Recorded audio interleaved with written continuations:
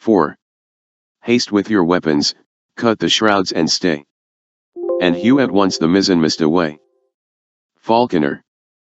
The following evening Melmoth retired early. The restlessness of the preceding night inclined him to repose, and the gloom of the day left him nothing to wish for but its speedy conclusion. It was now the latter end of autumn. Heavy clouds had all day been passing laggingly and gloomily along the atmosphere, as the hours of such a day pass over the human mind and life. Not a drop of rain fell. The clouds went portentously off, like ships of war after reconnoitering a strong fort, to return with added strength and fury. The threat was soon fulfilled. The evening came on, prematurely darkened by clouds that seemed surcharged with a deluge. Loud and sudden squalls of wind shook the house from time to time, and then as suddenly ceased. Towards night the storm came on in all its strength. Melmoth's bed was shaken so as to render it impossible to sleep. He liked the rocking of the battlements, but by no means liked the expected fall of the chimneys, the crashing in of the roof, and the splinters of the broken windows that were already scattered about his room. He rose and went down to the kitchen, where he knew a fire was burning, and there the terrified servants were all assembled, all agreeing, as the blast came roaring down the chimney, they never had witnessed such a storm, and between the gusts, breathing shuddering prayers for those who were out at sea that night. The vicinity of Melmoth's house, to what seamen call an iron-bound coast, gave a dreadful sincerity to their prayers and their fears. In a short time, however, Melmoth perceived that their minds were occupied with terrors beside those of the storm. The recent death of his uncle, and the supposed visit of that extraordinary being in whose existence they all firmly believed, were connected in their minds inseparably with the causes or consequences of this tempest, and they whispered their fearful suggestions to each other, till the sound reached Melmoth's ears at every step that he measured across the broken floor of the kitchen. Terror is very fond of associations. We love to connect the agitation of the elements with the agitated life of man, and never did a blast roar, or a gleam of lightning flash, that was not connected in the imagination of someone, with a calamity that was to be dreaded, deprecated, or endured, with the fate of the living, or the destination of the dead. The tremendous storm that shook all England on the night of Cromwell's death, gave the hint to his puritanic chaplains to declare, that the Lord had caught him up in the whirlwind and chariot of fire, even thereafter, as he caught the prophet Elijah, while all the Cavalier party, putting their own construction on the matter, proclaimed their confidence, that the prince of the power of the air was vindicating his right, and carrying off the body of his victim, whose soul had long been his purchase, in a tempest, whose wild howl and triumphant ravage might have been variously, and with equal justice, interpreted by each party as giving testimony to their mutual denunciations. Just such a party, mutatis mutandis, were collected round the bickering fire and rocking chimney in Melmoth's kitchen. "He is going in that blast," said one of the hags, taking the pipe from her mouth, and trying vainly to rekindle it among the embers that the storm scattered about like dust. "He is going in that blast." "He'll come again," cried another sibyl, "he'll come again, he's not at rest. He roams and wails about till something is told that he never could tell in his lifetime. God save us," she added, howling up the chimney, as if addressing the troubled spirit, "tell us what you want, and stop the blast, will yet." The wind came like thunder down the chimney. The hag shuddered and retreated. "If it's this you want, and this," cried a young female whom Melmoth had not noticed before, "take them," and she eagerly tore the papers out of her hair, and flung them into the fire.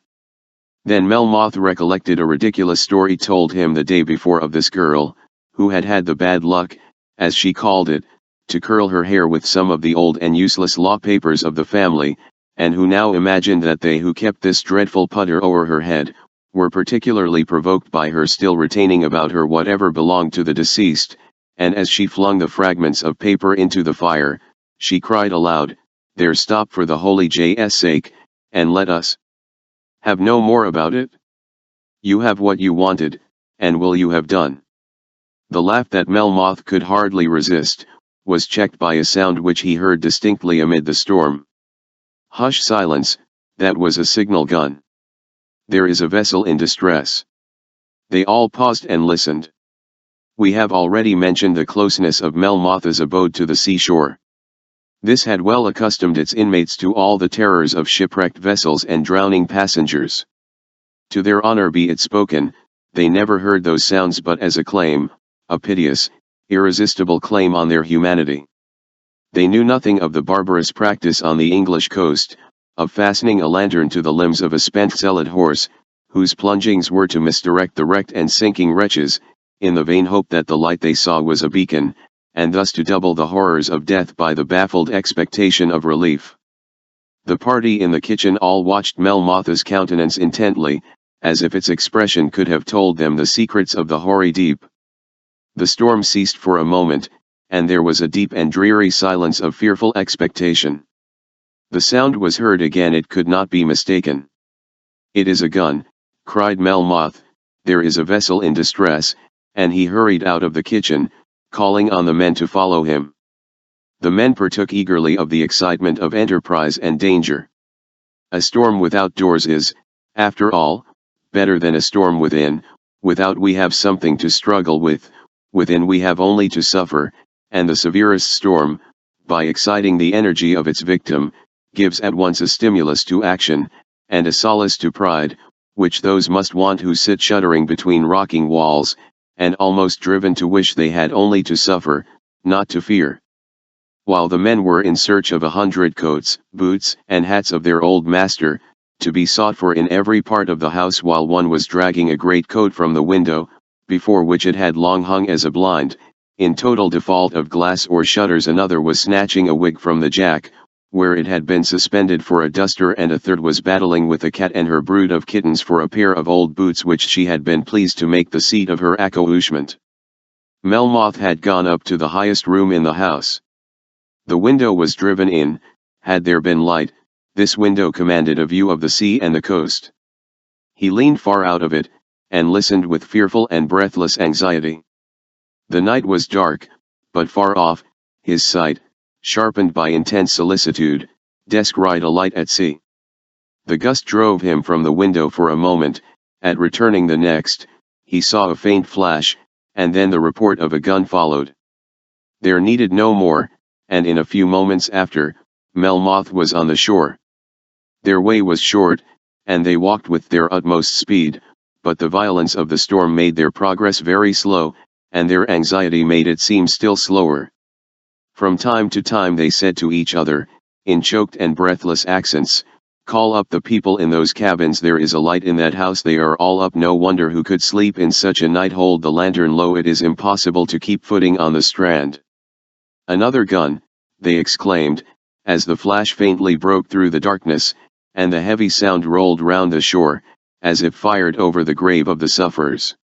"Here's the rock, hold fast, and cling together." They scaled it. "Great God," cried Melmoth, who was among the first, "what a night, and what a spectacle! Hold up your lanterns, do you hear cries? Shout to them, tell them there is help and hope near them. Stay," he added, "let me scramble up that crag, they will hear my voice from that."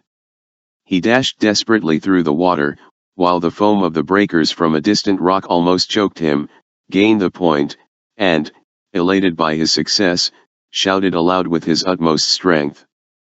But his voice, baffled and drowned by the tempest, was lost even to his own hearing. Its sound was faint and querulous, more like the wail of grief, than the encouraging cry of hope. At this moment, the racking clouds flying rapidly across the sky, like the scattered fugitives of a routed army, the moon burst forth with the sudden and appalling effulgence of lightning. Melmoth caught a full view of the vessel, and of her danger. She lay beating against a rock, over which the breakers dashed their foam to the height of 30 feet. She was half in the water, a mere hulk, her rigging torn to shreds, her mainmast cut away, and every sea she shipped, Melmoth could hear distinctly the dying cries of those who were swept away, or perhaps of those whose mind and body, alike exhausted, relaxed their benumbed hold of hope and life together, knew that the next shriek that was uttered must be their own and their last. There is something so very horrible in the sight of human beings perishing so near us, that we feel one firm step rightly planted, one arm steadily held out, might save at least one, yet feel we know not where to fix that step, and cannot stretch that arm, that Melmoth's senses reeled under the shock, and for a moment he echoed the storm with yells of actual insanity. By this time the country, having been alarmed by the news of a vessel going to pieces on the shore, had poured down in multitudes, and those who, from experience or confidence, or even ignorance, repeated incessantly, "It is impossible to save her, every soul on board must perish," involuntarily quickened their steps as they uttered the words, as if they were anxious to behold the fulfillment of their own prediction, while they appeared hurrying to avert it. Of one man, in particular, it was observed, that during their hurried rush to the shore, he was, with what breath his haste allowed him, assuring the rest every moment, she would be down before they could get there, and heard the ejaculations of "Christ save us, don't say that, no, please God, we'll do some good," with a laugh almost of triumph. When they arrived, this man scaled a rock at the risk of his life, caught a view of the vessel, pointed out her desperate situation to those below, and shouted, "Didn't I tell you so, wasn't I right?" And as the storm increased, his voice was still heard, "Wasn't I right?" And when the cries of the perishing crew were distinctly wafted to their ears, he was still heard in the interval repeating, "But wasn't I right?" Singular sentiment of pride, that can erect its trophies amid the grave. 'Tis in this spirit we give advice to those who suffer from life, as well as from the elements, and when the heart of the victim breaks, console ourselves by exclaiming, "Didn't I foretell it all? Did I not tell you how it would be?" It is remarkable that this man lost his life that very night in the most desperate and fruitless attempt to save the life of one of the crew who was swimming within 6 yards of him. The whole shore was now crowded with helpless gazers, every crag and cliff was manned, it seemed like a battle fought at once by sea and land, between hope and despair.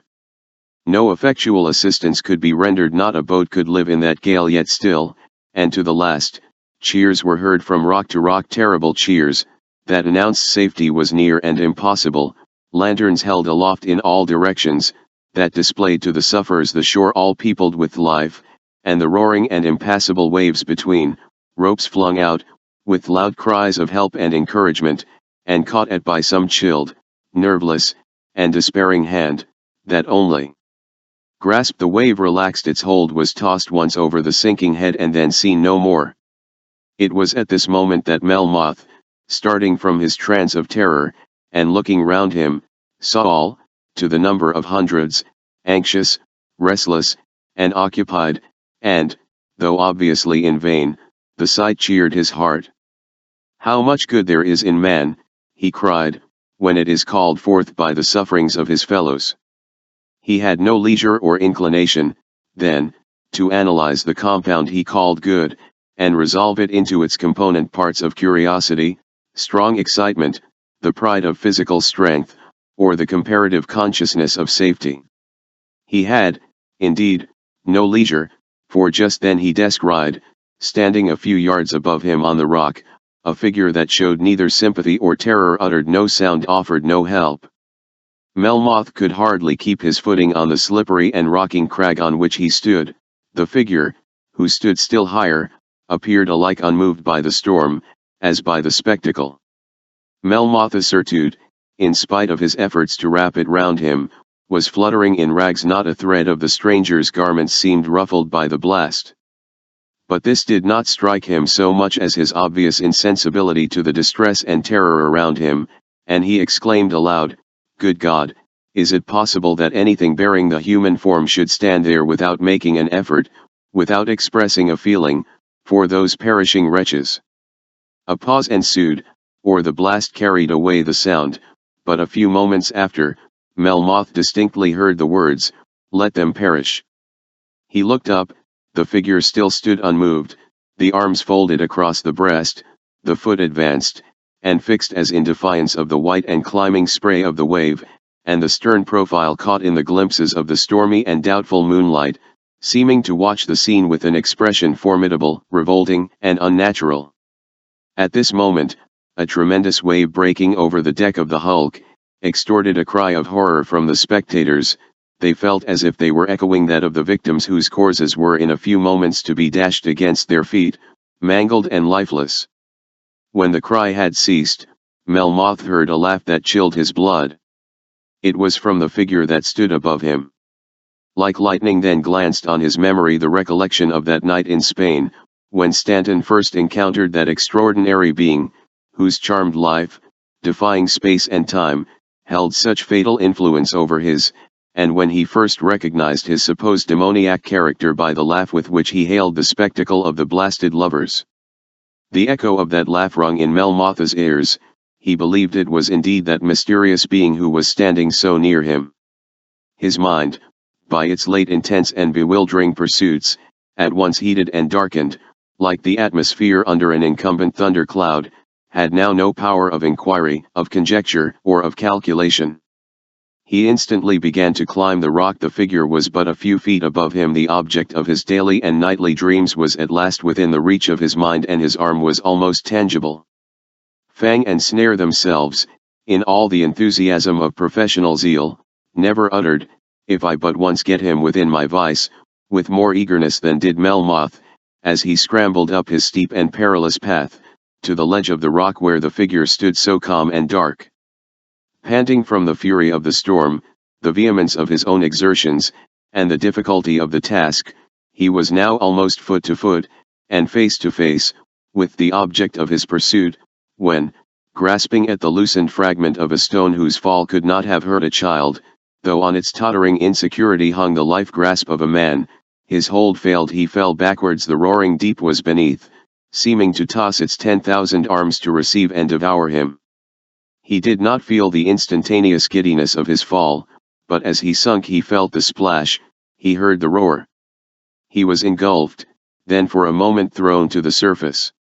He struggled with nothing to grasp at. He sunk with a vague thought, that if he could reach the bottom, if he could arrive at anything solid, he was safe. 10,000 trumpets then seemed to ring in his ears, lights flashed from his eyes. He seemed to go through fire and water, and remembered no more till several days afterwards, when he found himself in bed, the old gouvernante beside him, and uttered faintly, "What a horrid dream," then sinking back as he felt his exhaustion, "and how weak it has left me." "I have heard," said the squire, "that from hell there is no retention." Cervantes.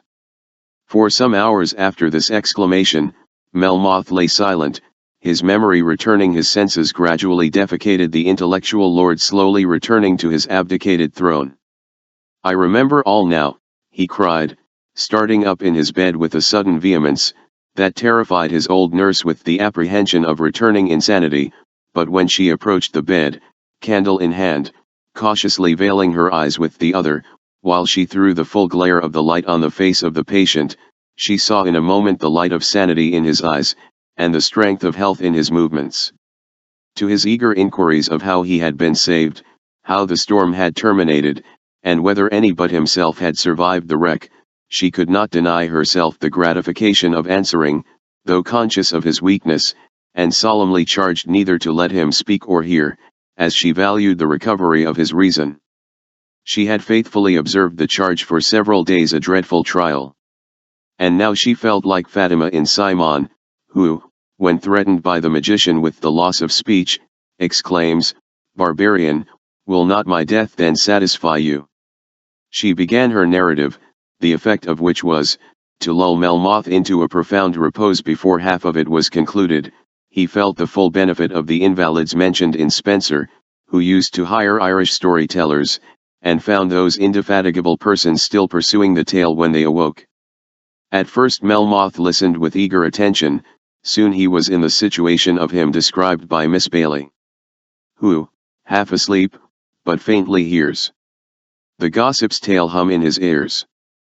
Soon after his lengthened respiration gave token that she was only vexing the dull ear of a drowsy man, while, as she closed the curtain, and shaded the light, the images of her story were faintly painted on his dream, that still seemed half a waking one. In the morning Melmoth sat up, gazed round, remembered everything in a moment, though nothing distinctly, but felt the most intense anxiety to see the stranger saved from the shipwreck, who, he remembered the governante had told him, while her words seemed to falter on the threshold of his closing senses, was still alive, and an inmate in his house, but weak and ill from the bruises he had received, and the exhaustion and terror he had undergone. The opinions of the household on the subject of this stranger were various. The knowledge of his being a Catholic had conciliated their hearts, for the first act of his recovered reason was to request that a Catholic priest might be sent for, and the first use of his speech was to express his satisfaction that he was in a country where he might enjoy the benefits of the rites of his own church. So far all was well, but there was a mysterious haughtiness and reserve about him, that somewhat repelled the officious curiosity of his attendants. He spoke often to himself in a language they did not understand. They hoped relief from the priest on this point, but the priest, after listening long at the invalid's door, pronounced the language in which he was soliloquizing not to be Latin, and, after a conversation of some hours with him, refused to tell what language the stranger spoke to himself in, and forbid all inquiry on the subject.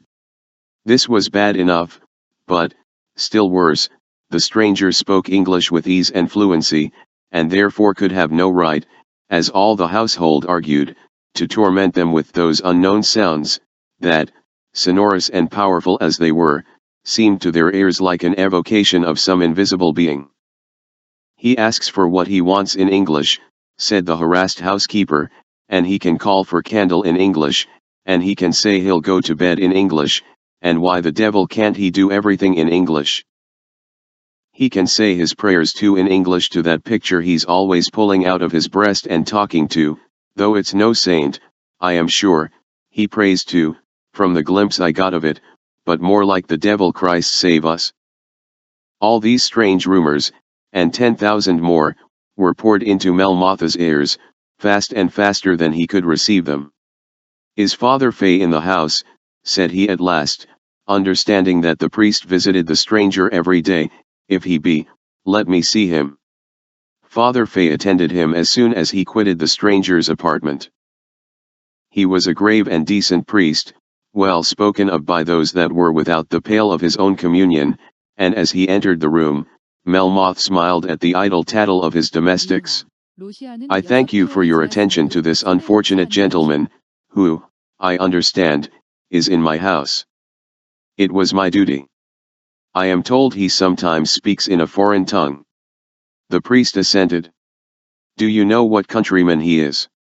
"He is a Spaniard," said the priest. This plain, direct answer, had the proper effect on Melmoth, of convincing him of its veracity, and of there being no mystery in the business, but what the folly of his servants had made. The priest proceeded to tell him the particulars of the loss of the vessel. She was an English trader bound for Wexford or Waterford, with many passengers on board. She had been driven up the Wicklow coast by stress of weather, had struck on the night of the October 19th, during the intense darkness that accompanied the storm, on a hidden reef of rocks, and gone to pieces. Crew, passengers, all had perished, except this Spaniard. It was singular, too, that this man had saved the life of Melmoth. While swimming for his own, he had seen him fall from the rock he was climbing, and, though his strength was almost exhausted, had collected its last remains to preserve the life of a being who, as he conceived, had been betrayed into danger by his humanity. His efforts were successful, though Melmoth was unconscious of them, and in the morning they were found on the strand, locked in each other's hold, but stiff and senseless. They showed some signs of life when an attempt was made to remove them, and the stranger was conveyed to Melmoth's house. "You owe your life to him," said the priest, when he had ended. "I shall go and thank him for it this moment," said Melmoth, but as he was assisted to rise, the old woman whispered to him with visible terror, "Jaja's sake, dear, don't tell him Yaria Melmoth, for the dear life. He has been as mad as anything out of Bedlam, since some just mint Ionied the name before him the ether night." A sickening recollection of some parts of the manuscript came over Melmoth at these words, but he struggled with himself, and proceeded to the apartment of the stranger. The Spaniard was a man about 30, of a noble form and prepossessing manners. To the gravity of his nation was superadded a deeper tint of peculiar melancholy. He spoke English fluently, and when questioned on it by Melmoth, he remarked with a sigh, that he had learned it in a painful school. Melmoth then changed the subject, to thank him with earnest gratitude for the preservation of his life. "Señor," said the Spaniard, "spare me, if your life was no dearer to you than mine, it would not be worth thanks. Yet you made the most strenuous exertions to save it," said Melmoth. "That was instinct," said the Spaniard. "But you also struggled to save mine," said Melmoth. "That was instinct too at the moment," said the Spaniard, then resuming his stately politeness, "or I should say, the influence of my better genius. I am wholly a stranger in this country, and must have fared miserably but for the shelter of your roof." Melmoth observed that he spoke with evident pain, and he confessed a few moments afterwards, that though he had escaped without any serious injury, he had been so bruised and lacerated, that he still breathed with difficulty, and hardly possessed the use of his limbs. As he concluded the account of his sufferings during the storm, the wreck, and the subsequent struggle for life, he exclaimed in Spanish, "God, why did the Jonah survive, and the mariners perish?" Melmoth, imagining he was engaged in some devotional ejaculation, was going to retire, when the Spaniard detained him. "Señor, I understand your name is—" He paused, shuddered, and with an effort that seemed like convulsion, disgorged the name of Melmoth. "My name is Melmoth. Had you an ancestor, a very remote one, who was at a period perhaps beyond family tradition? It is useless to inquire," said the Spaniard, covering his face with both his hands, and groaning aloud. Melmoth listened in mingled excitement and terror. "Perhaps, if you would proceed, I could answer you. Go on, señor." "Had you," said the Spaniard, forcing himself to speak, abruptly and rapidly, "had you, then, a relative who was, about 140 years ago, said to be in Spain?"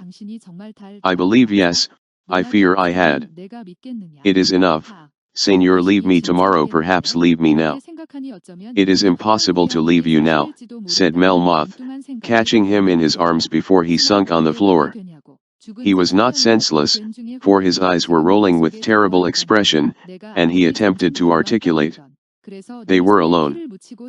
Melmoth, unable to quit him, called aloud for water, and while attempting to open his vest, and give him air, his hand encountered a miniature portrait close to the heart of the stranger. As he touched it, his touch operated on the patient with all the force of the most powerful restorative. He grasped it with his own cold hand with a force like that of death, and muttered in a hollow but thrilling voice, "What have you done?" He felt eagerly the ribbon by which it was suspended, and, satisfied that his terrible treasure was safe, turned his eyes with a fearful calmness of expression on Melmoth. "You know all, then?"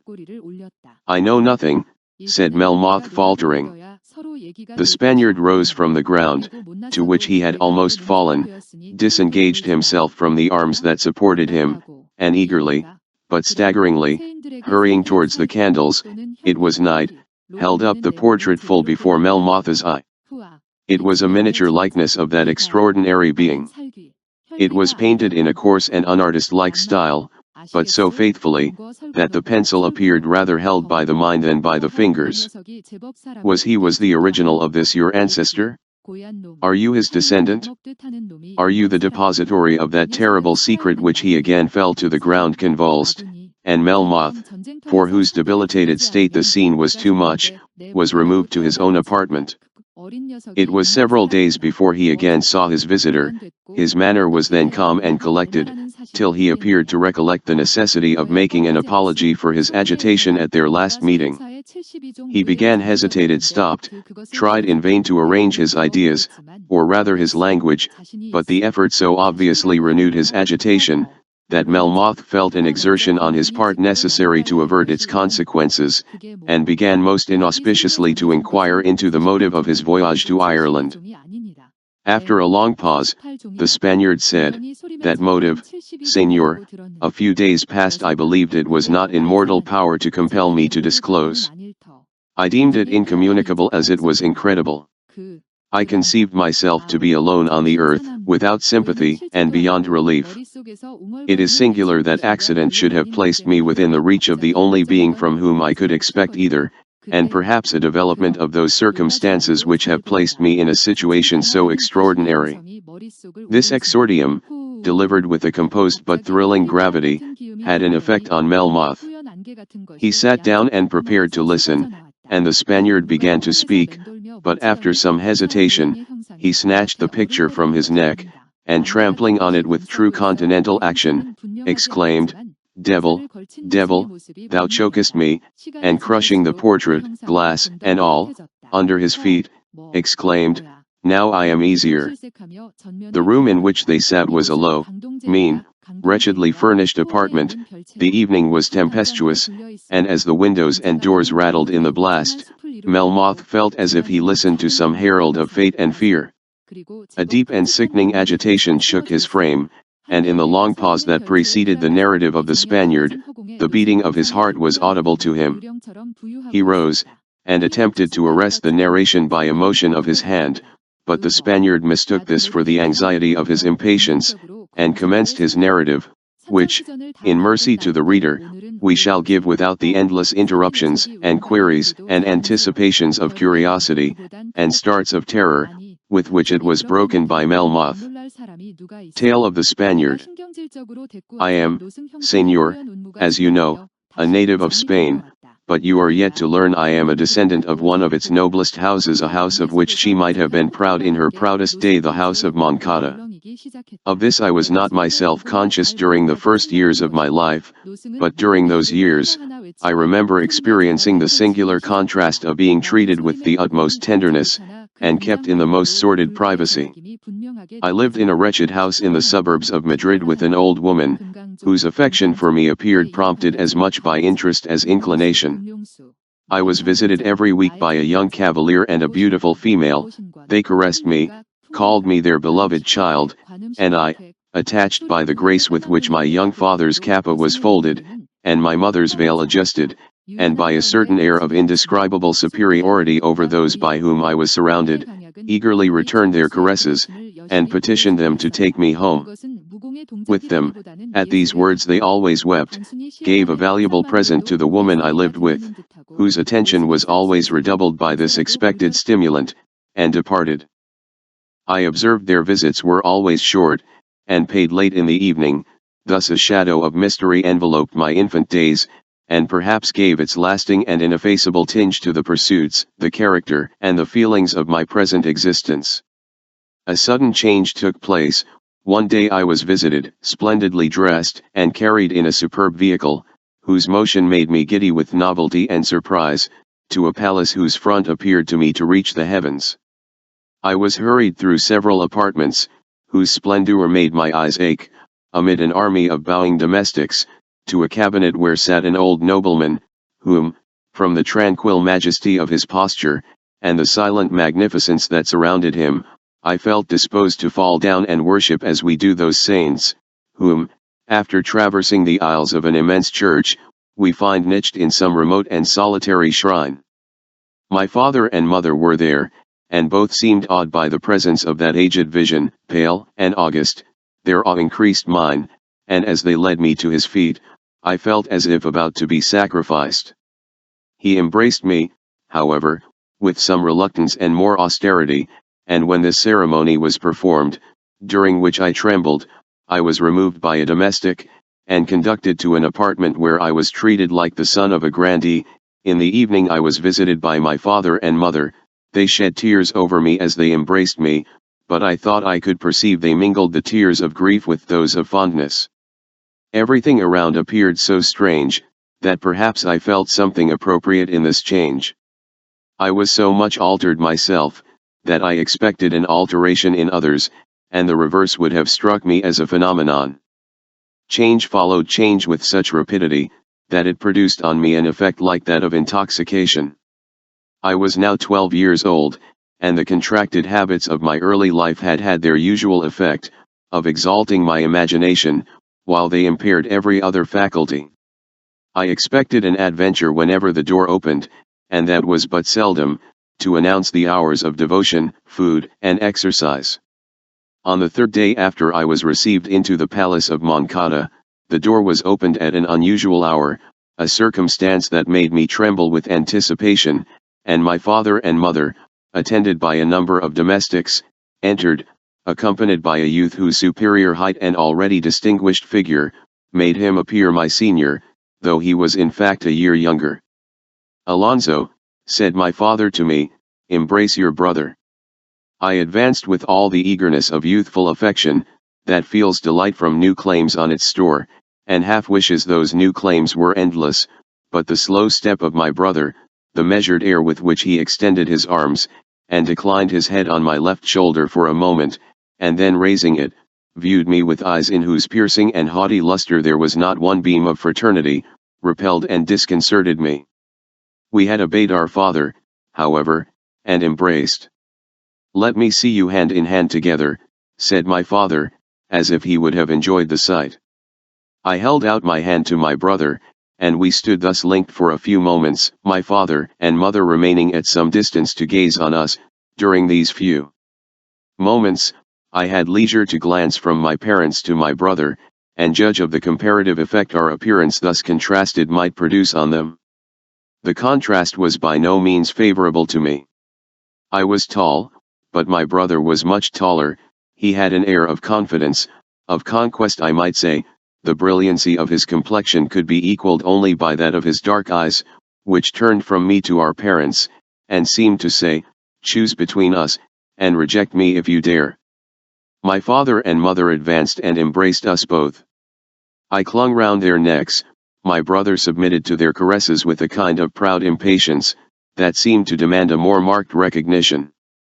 I saw no more of them that evening. The whole household, which perhaps contained 200 domestics, were in despair. The Duke de Moncada, that awful vision of anticipated mortality whom I had seen but once, was dead. The tapestry was torn from the walls, every room was filled with ecclesiastics. I was neglected by my attendants, and wandered through the spacious rooms, till I by chance lifted up a curtain of black velvet, and saw a sight which, young as I was, paralyzed me.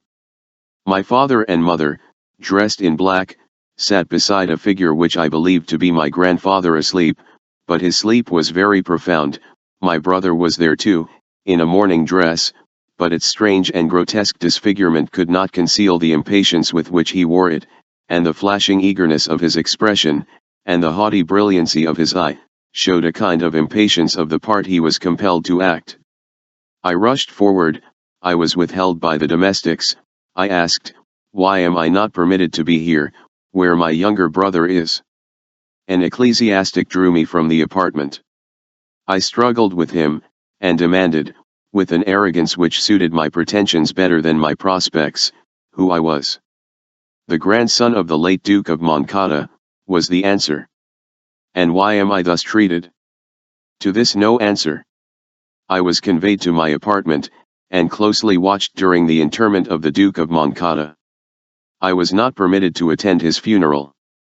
I saw the splendid and melancholy cavalcade depart from the palace. I ran from window to witness the funeral pomp, but was not allowed to accompany it. 2 days after I was told a carriage waited for me at the gate. I entered it, and was conveyed to a convent of ex-Jesuits, as they were well known to be, though no one in Madrid dared to say so, where an agreement had been made for my board and education, and where I became an inmate that very day. The former, whom I saw once a week, bestowed the most flattering praises on the progress I had made in my studies, praises that covered me with blushes, for I well knew it was very moderate compared with that of the other boarders, and then gave me his benediction, but never without adding, "My God, thou wilt not suffer this lamb to wander from thy fold."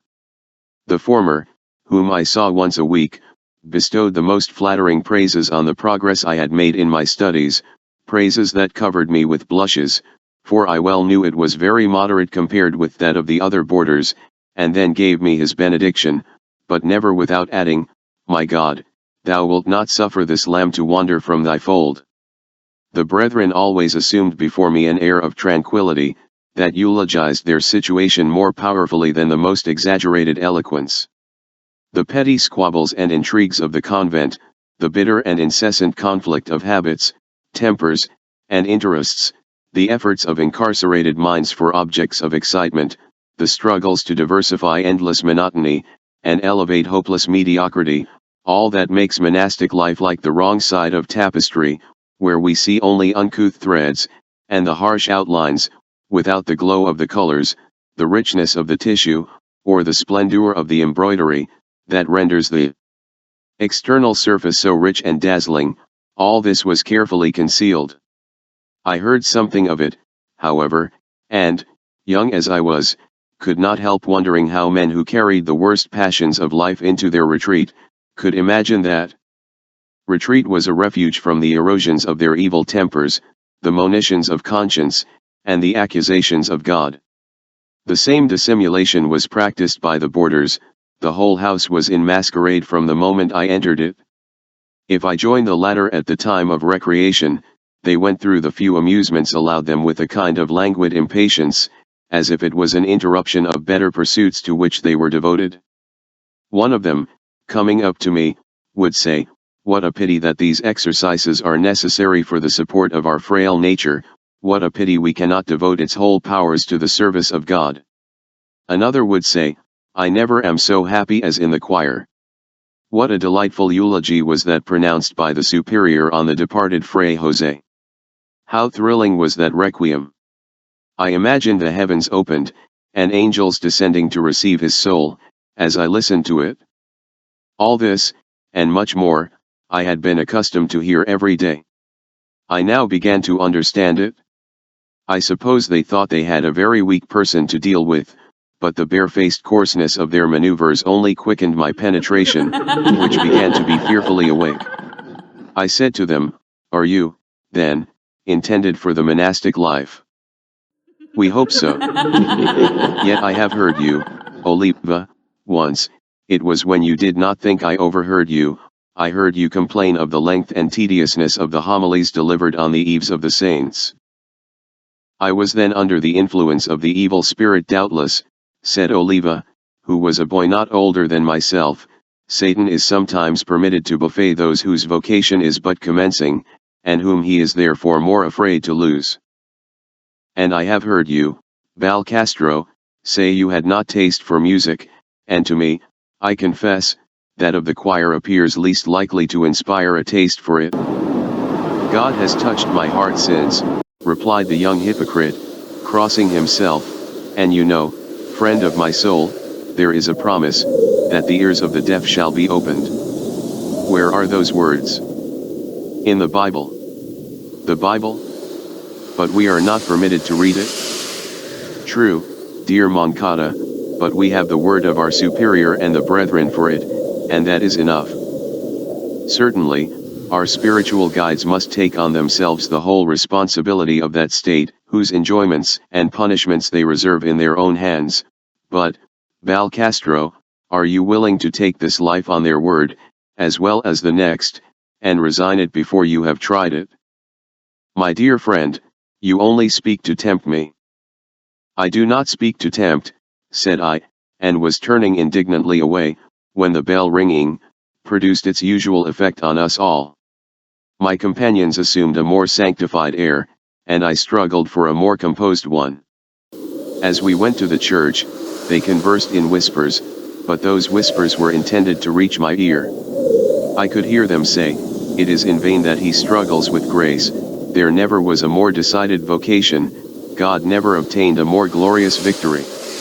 Already he has the look of a child of heaven, the monastic gait the downcast look, the motion of his arms naturally imitates the sign of the cross, and the very folds of his mantle arrange themselves, by a divine instinct, into those of a monk's habit.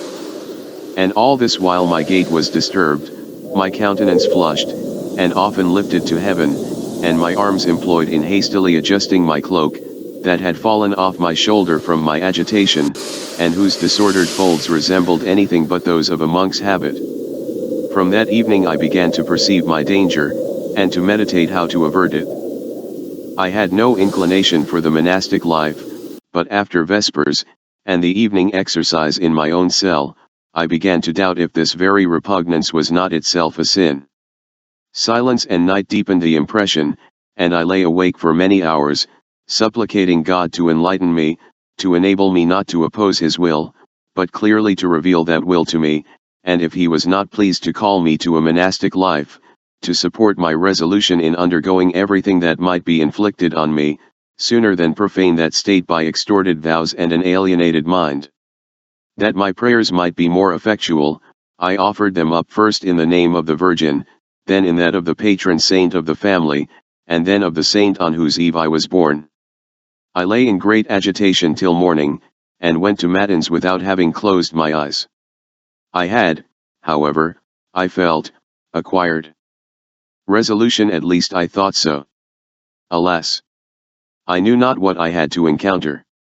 I was like a man going to sea with a day's provision, and imagining he is victualled for a voyage to the poles. I went through my exercises, as they were called, with uncommon assiduity that day.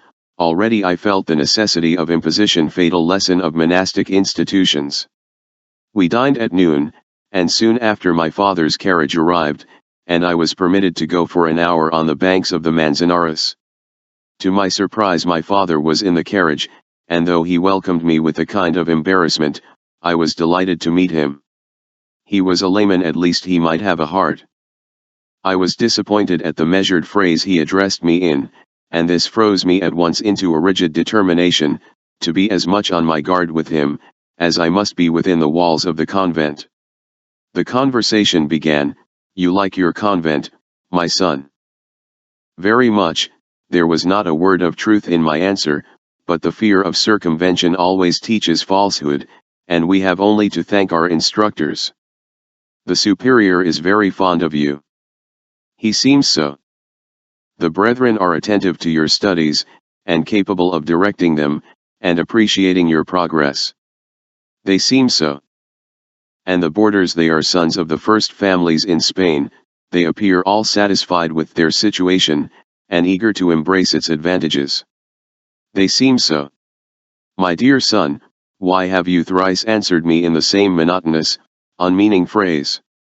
Because I thought it all seeming. How, then, would you say that the devotion of those holy men, and the profound attention of their pupils, whose studies are alike beneficial to man, and redounding to the glory of the church to which they are dedicated? My dearest father, I say nothing of them, but I dare to speak of myself. I can never be a monk if that is your object. Spurn me, order your lackeys to drag me from this carriage, leave me a beggar in the streets to cry fire and water, but do not make me a monk. My father appeared stunned by this apostrophe. He did not utter a word. He had not expected such a premature development of the secret which he imagined he had to disclose, not to hear disclosed. At this moment the carriage turned into the Prado, 1,000 magnificent equipages, with plumed horses, superb caparisons, and beautiful women bowing to the cavaliers, who stood for a moment on the footboard, and then bowed their adieus to the ladies of their love, passed before our eyes. I saw my father, at this moment, arrange his superb mantle, and the silk net in which his long black hair was bound, and give the signal to his lackeys to stop, that he might mingle among the crowd. I caught this moment, I grasped his mantle. Father, you find this world delightful, then would you ask me to resign it, me who am your child? But you are too young for it, my son.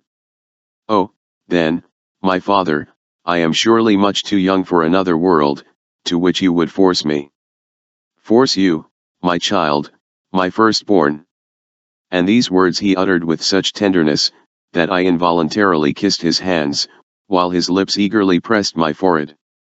It was at this moment that I studied, with all the eagerness of hope, my father's physiognomy, or what artists would call his physique. He had been my parent before he was 16, his features were beautiful, his figure the most graceful and lover-like I ever beheld, and his early marriage had preserved him from all the evils of youthful excess, and spared the glow of feature, and elasticity of muscle, and grace of juvenility, so often withered by vice, almost before they have bloomed. He was now but 28, and looked 10 years younger. He was evidently conscious of this, and as much alive to the enjoyments of youth, as if he were still in its spring. He was at the same moment rushing into all the luxuries of youthful enjoyment and voluptuous splendor, and dooming one, who was at least young enough to be his son, to the frozen and hopeless monotony of a cloister. I laid hold of this with the grasp of a drowning man. But a drowning man never grasped a straw so weak as he who depends on the worldly feeling of another for the support of his own. Pleasure is very selfish, and when selfishness pleads to selfishness for relief, it is like a bankrupt asking his fellow prisoner to go bail for him. This was my conviction at the moment, yet still I reflected, for suffering supplies the place of experience in youth, and they are most expert casuists who have graduated only in the school of misfortune. I reflected, that a taste for pleasure, while it renders a man selfish in one sense, renders him generous in another. The real voluptuary, though he would not part with his slightest indulgence to save the world from destruction, would yet wish all the world to be enjoying itself, provided it was not at his expense, because his own would be increased by it. To this I clung, and entreated my father to indulge me with another view of the brilliant scene before us. He complied, and his feelings, softened by this compliance, and exhilarated by the spectacle, which interested him more than me, who observed it only for its effect on him, became more favorable than ever. I availed myself of this, and, while returning to the convent, threw the whole power of my nature and intellect into one, almost, shrieking appeal to his heart. I compared myself to the unhappy Esau, deprived of his birthright by a younger brother, and I exclaimed in his language, "Hast thou no blessing for me? Bless me, even me also, O my father."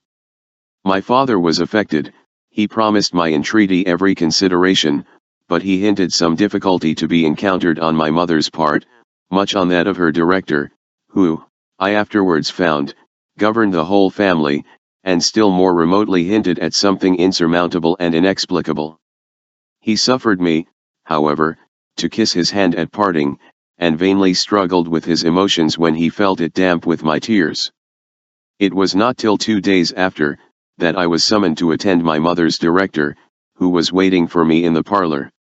I deemed this delay the result of a long family debate, or, as it seemed to me, conspiracy, and I tried to prepare myself for the multifarious warfare in which I had now to engage with parents, directors, superiors, and monks, and boarders, all sworn to win the day, and not caring whether they carried their point by storm, sap, mine, or blockade.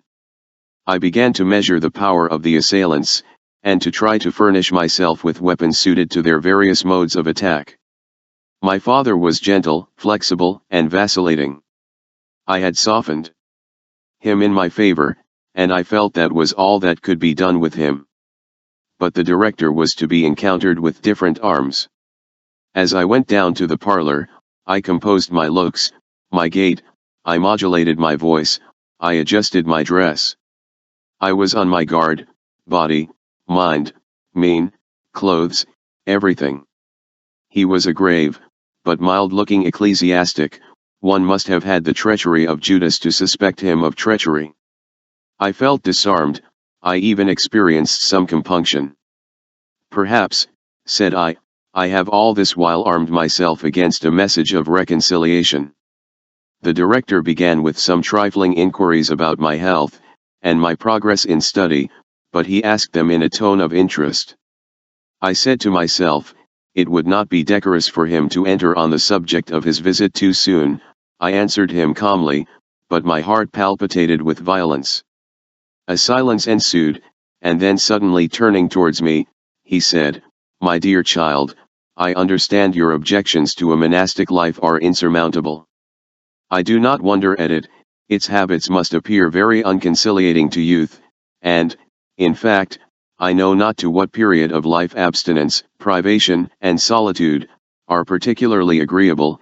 It was the wish of your parents doubtless, but..." This address, so full of candor, almost overpowered me. Caution and everything else forsook me as I exclaimed, But what then, my father? But, I was going to observe, how rarely our own views coincide with those which others entertain for us, and how difficult it is to decide which are the least erroneous. Was that all? Said I, shrinking with disappointment. That was all. For instance, some people, of whom I once happened to be one, might be fanciful enough to imagine, that the superior experience and proved affection of parents should qualify them to decide on this point better than their children.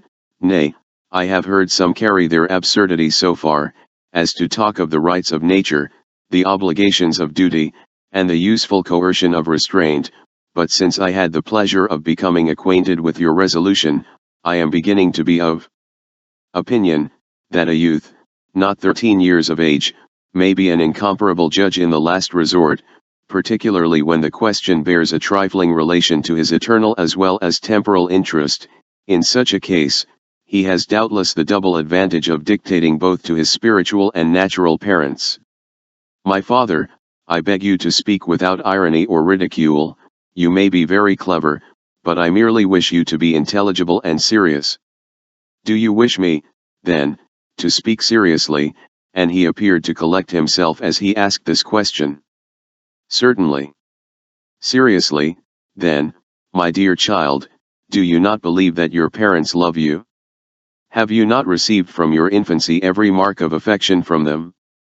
Have you not been pressed to their bosoms from your very cradle? At these words I struggled vainly with my feelings, and wept, while I answered, yes. I am sorry, my dear child, to see you thus overpowered. My object was to appeal to your reason, for you have no common share of reasoning power, and to your reason I appeal. Can you suppose that parents, who have treated you with such tenderness, who love you as they do their own souls, could act, as your conduct charges them, with causeless and capricious cruelty towards you? Must you not be aware there is a reason, and that it must be a profound one? Would it not be more worthy of your duty, as well as your superior sense, to inquire into, than contend with it? Is it founded upon anything in my conduct, then? I am willing to do everything, to sacrifice everything. I understand you are willing to do everything but what is required of you, and to sacrifice everything but your own inclination. But you have hinted at a reason. The director was silent. You urged me to inquire into it? The director was silent still. My father, I adjure you, by the habit you wear, unmuffle this terrible phantom to me. There is nothing I cannot encounter, except the commands of your parents. But am I at liberty to discover the secret to you? Said the director, in a tone of internal debate. Can I imagine that you, who have in the very outset outraged parental authority, will revere parental feelings? My father, I do not understand you. My dear child, I am compelled to act with a caution and reserve unsuited to my character, which is naturally as open as yours. I dread the disclosure of a secret. It is repugnant to my habits of profound confidence, and I dread disclosing anything to a character impetuous like yours. I feel myself reduced to a most painful situation. My father, act and speak with candor.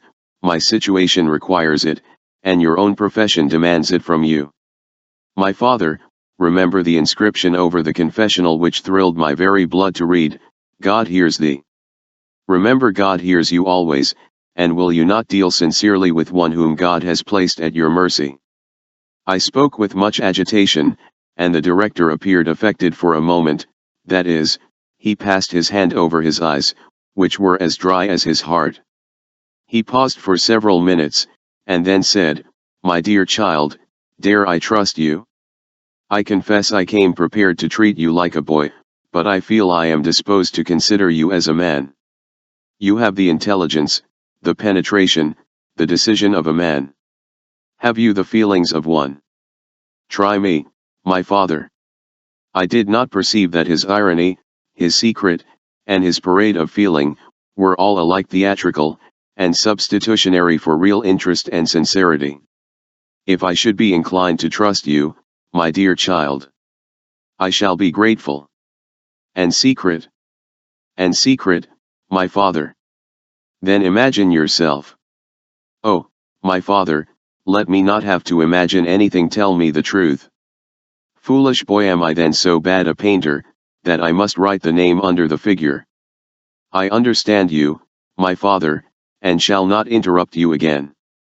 Then imagine to yourself the honor of one of the first houses in Spain, the peace of a whole family, the feelings of a father, the honor of a mother, the interests of religion, the eternal salvation of an individual, all suspended in one scale. What do you think could outweigh them? Nothing, I replied ardently. Yet, in the opposite scale you throw nothing, the caprice of a boy not 13 years old. This is all you have to oppose to the claims of nature, of society, and of God. My father, I am penetrated with horror at what you have said. Does all this depend on me? It does all depend on you. But how? Then I am bewildered. I am willing to make a sacrifice. Tell me what I am to do. Embrace, my dear child, the monastic life. This will accomplish the views of all who love you, ensure your own salvation, and fulfill the will of God, who is calling you at this moment by the voices of your affectionate parents, and the supplications of the minister of heaven, who is now kneeling before you. And he sunk on his knees before me. This prostration, so unexpected, so revolting, and so like the monastic habit of artificial humiliation, completely annihilated the effect of his language. I retreated from his arms, which were extended towards me. My father, I cannot, I will never become a monk. Wretch, and you refuse, then, to listen to the call of your conscience, the adjuration of your parents, and the voice of God. The fury with which he uttered these words, the change from a ministering angel to an infuriated and menacing demon, had an effect just contrary to what he expected. I said calmly, my conscience does not reproach me, I have never disobeyed its calls.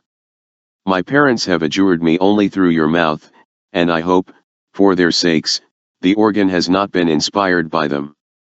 And the voice of God, echoed from my own heart, bids me not to obey you, by adulterating his service with prostituted vows.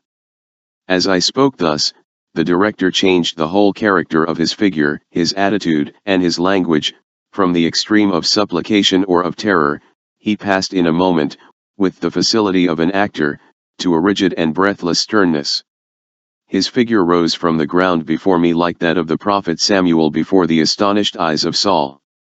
He dropped the dramatist, and was the monk in a moment. And you will not take the vows? I will not, my father. And you will brave the resentment of your parents, and the denunciations of the church? I have done nothing to deserve either. But you will encounter both, to cherish your horrid resolution of being the enemy of God. I am not the enemy of God for speaking the truth. Liar and hypocrite, you blaspheme. Stop, my father, these are words unbecoming your profession, and unsuited to this place. I acknowledge the justice of the rebuke, and submit to it, though uttered by the mouth of a child. And he dropped his hypocritical eyes, folded his hands on his breast, and murmured, Fiat voluntas tua. My dear child, my zeal for the service of God, and the honor of your family, to which I am attached equally by principle and affection, have carried me too far, I confess it, but have I to ask pardon of you also, my child, for a redundance of that affection and zeal for your house, which its descendant has proved himself destitute of? The mingled humiliation and irony of this address had no effect on me. He saw it had not, for after slowly raising his eyes to watch that effect, he saw me standing in silence, not trusting my voice with a word, lest I should utter something rash and disrespectful, not daring to lift up my eyes, lest their expression should speak without making language necessary. I believe the director felt his situation rather critical, his interest in the family depended on it, and he attempted to cover his retreat with all the expertness and fertility of maneuver which belong to an ecclesiastical tactician.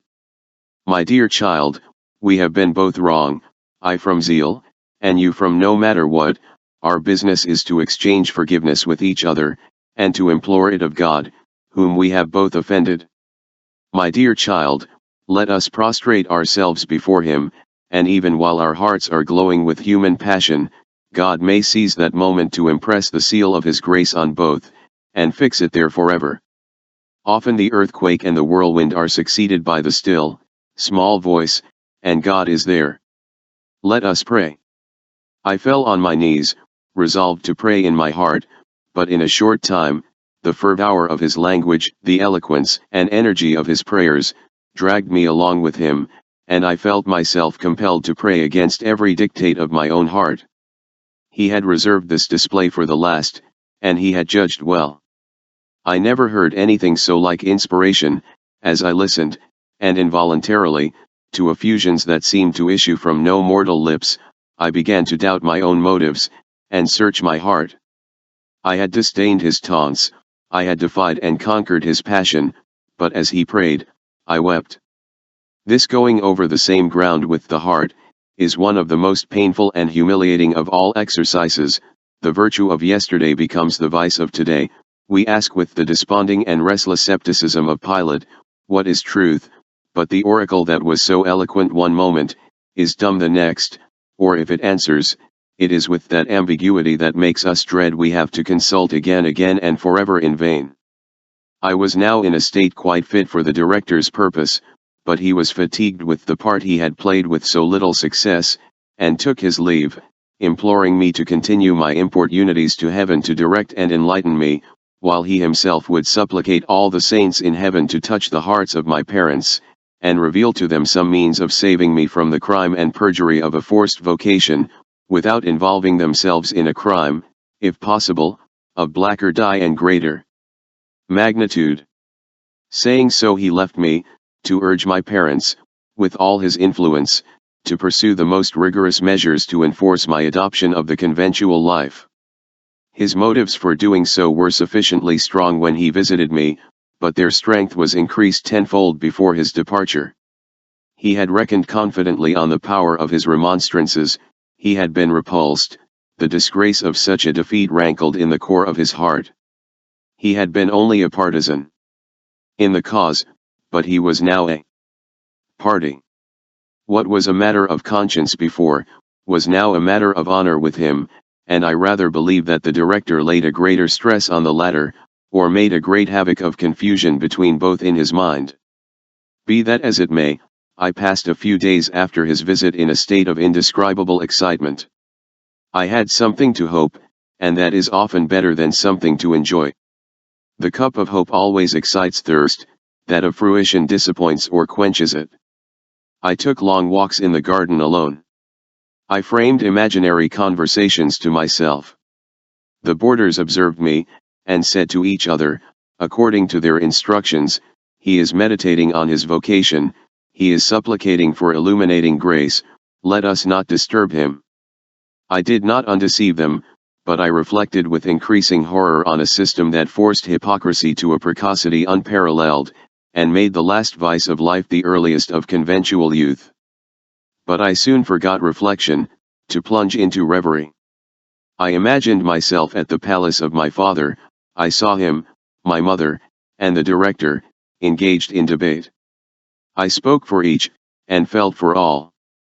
I supplied the passionate eloquence of the director, his strong representations of my aversion to the habit, his declaration that further importunity on their part would be as impious as it was fruitless. I saw all the impression I once flattered myself I had made on my father revived. I saw my mother yield. I heard the murmur of doubtful acquiescence, the decision, the congratulations. I saw the carriage approaching, I heard the convent doors fly open. Liberty, liberty, I was in their arms, no, I was at their feet. Let those who smile at me, ask themselves whether they have been indebted most to imagination or reality for all they have enjoyed in life, if indeed they have ever enjoyed anything. In these internal dramas, however, I always felt that the persons did not speak with the interest I wished, and the speeches I put into their mouths would have been spoken with 10,000 times more animation by myself. Still I felt the most exquisite enjoyment in these reveries, and perhaps it was not diminished by the thought how I was deceiving my companions the whole time. But dissimulation always teaches dissimulation, and the only question is, whether we shall be the masters of the art or its victims. A question soon decided by our self-love. It was on the 6th day that I heard, with a beating heart, a carriage stop. I could have sworn to the sound of its wheels. I was in the hall before I was summoned. I felt I could not be in the wrong, nor was I. I drove to my father's palace in a delirium, a vision of repulse and of reconciliation, of gratitude and of despair. I was ushered into a room, where were assembled my father, my mother, and the director, all seated, and silent as statues. I approached, I kissed their hands, and then stood at a small distance breathless. My father was the first to break silence, but he spoke very much with the air of a man who was repeating a part dictated to him, and the tone of his voice contradicted every word he prepared to utter. My son, I have sent for you, no longer to contend with your weak and wicked obstinacy, but to announce to you my own resolution. The will of heaven and of your parents has devoted you to its service, and your resistance can only make us miserable, without in the least frustrating that resolution. At these words, gasping for breath, my lips involuntarily unclosed. My father imagined this was an attempt to reply, though in fact I was not capable of uttering a syllable, and hastened to prevent it. My son, all opposition is unavailing, all discussion fruitless. Your destiny is decided, and though your struggles may render it wretched, they cannot reverse it.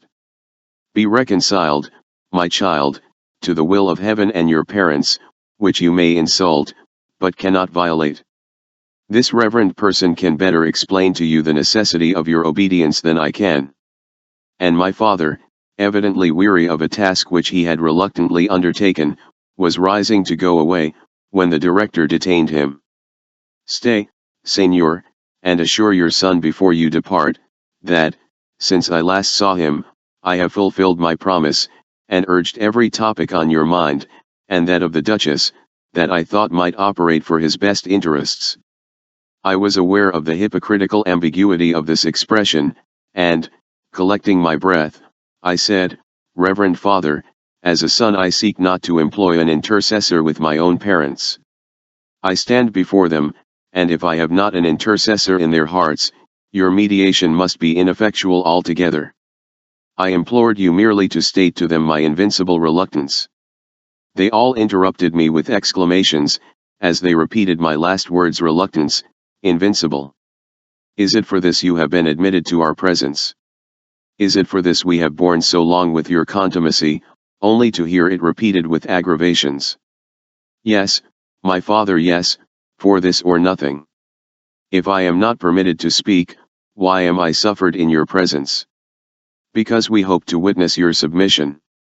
Allow me to give the proofs of it on my knees, and I fell on my knees, hoping that my posture might soften the effect of the words I could not help uttering. I kissed my father's hand, he did not withdraw it, and I felt it tremble. I kissed the skirt of my mother's robe, she attempted to withdraw it with one hand, but with the other she hid her face, and I thought I saw tears bursting through her fingers. I knelt to the director too, and besought his benediction, and struggled, though with revolting lips, to kiss his hand, but he snatched his habit from my hand, elevated his eyes, spread out his fingers, and assumed the attitude of a man who recoils in horror from a being who merits the extreme of malediction and reprobation. Then I felt my only chance was with my parents. I turned to them, but they shrunk from me, and appeared willing to devolve the remainder of the task on the director. He approached me. My child, you have pronounced your reluctance to the life of God invincible, but may there not be things more invincible even to your resolution? The curses of that God, confirmed by those of your parents, and deepened by all the fulminations of the Church, whose embraces you have rejected, and whose holiness you have desecrated by that rejection. Father, these are terrible words, but I have no time now but for meanings. Besotted wretch, I do not understand you, you do not understand yourself. Oh! I do, I exclaimed. And turning to my father, still on my knees, I cried, my dear father, is life, human life, all shut up from me? It is, said the director, answering for my father. Have I no resource? None. No profession? Profession, degenerate wretch. Let me embrace the meanest, but do not make me a monk. profligate as weak. Oh, my father, still calling on my father, let not this man answer for you. Give me a sword, send me into the armies of Spain to seek death. Death is all I ask, in preference to that life you doom me to. It is impossible, said my father, gloomily returning from the window against which he had been leaning, the honor of an illustrious family, the dignity of a Spanish grandee. Oh, my father, of how little value will that be, when I am consuming in my early grave, and you die broken-hearted on it, over the flower your own voice has doomed to wither there. My father trembled. Señor, I entreat, I command you to retire, this scene will unfit you for the devotional duties you must perform this evening. And you leave me then? I cried as they departed. Yes, yes, repeated the director, leave you burdened with the curse of your father. Oh no, exclaimed my father, but the director had hold of his hand, and pressed it strongly. Of your mother, he repeated. I heard my mother weep aloud, and felt it like a repeal of that curse, but she dared not speak, and I could not. The director had now 2 victims in his hands, and the third at his feet. He could not avoid showing his triumph. He paused, collected the full power of his sonorous voice, and thundered forth, "And of God." And as he rushed from the room, accompanied by my father and mother, whose hands he grasped, I felt as if struck by a thunderbolt. The rushing of their robes, as he dragged them out, seemed like the whirlwind that attends the presence of the destroying angel. I cried out, in my hopeless agony of destitution, "Oh, that my brother were here to intercede for me," and, as I uttered these words, I fell. My head struck against a marble table, and I sunk on the floor covered with blood. The domestics, of whom, according to the custom of the Spanish nobility, there were about 200 in the palace, found me in this situation. They uttered outcries, assistance was procured. It was believed that I had attempted to kill myself, but the surgeon who attended me happened to be a man both of science and humanity, and having cut away the long hair clotted with blood, and surveyed the wound, he pronounced it trifling. My mother was of his opinion, for within 3 days I was summoned to her apartment. I obeyed the summons. A black bandage, severe headache, and an unnatural paleness, were the only testimonies of my accident, as it was called, and the director had suggested to her that this was the time to fix the impression. How well religious persons understand the secret of making every event of the present world operate on the future, while they pretend to make the future predominate over the present. Were I to outlive the age of man, I should never forget my interview with my mother. She was alone when I entered, and seated with her back to me. I knelt and kissed her hand. My paleness and my submission seemed to affect her, but she struggled with her emotions, overcame them, and said in a cold dictated tone, "To what purpose are those marks of exterior reverence, when your heart disowns them?" "Madam, I am not conscious of that." "Not conscious? How then are you here? How is it that you have not, long before this, spared your father the shame of supplicating his own child, the shame, still more humiliating, of supplicating him in vain, spared the father director the scandal of seeing the authority of the church violated in the person of its minister, and the remonstrances of duty as ineffectual as the calls of nature? And me, oh! Why have you not spared me this hour of agony and shame?" And she burst into a flood of tears, that drowned my soul as she shed them. "Madam, what have I done that deserves the reproach of your tears? My disinclination to a monastic life is no crime. In you it is a crime. But how then, dear mother, were a similar choice offered to my brother, would his rejection of it be deemed a crime?" I said this almost involuntarily, and merely by way of comparison. I had no ulterior meaning, nor the least idea that one could be developed by my mother, except a reference to an unjustifiable partiality.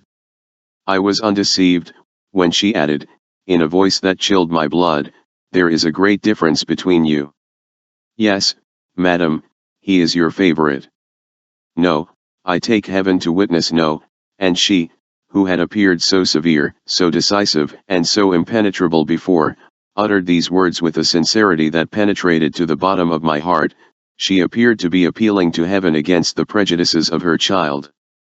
I was affected, I said, but, madam, this difference of circumstances is inexplicable.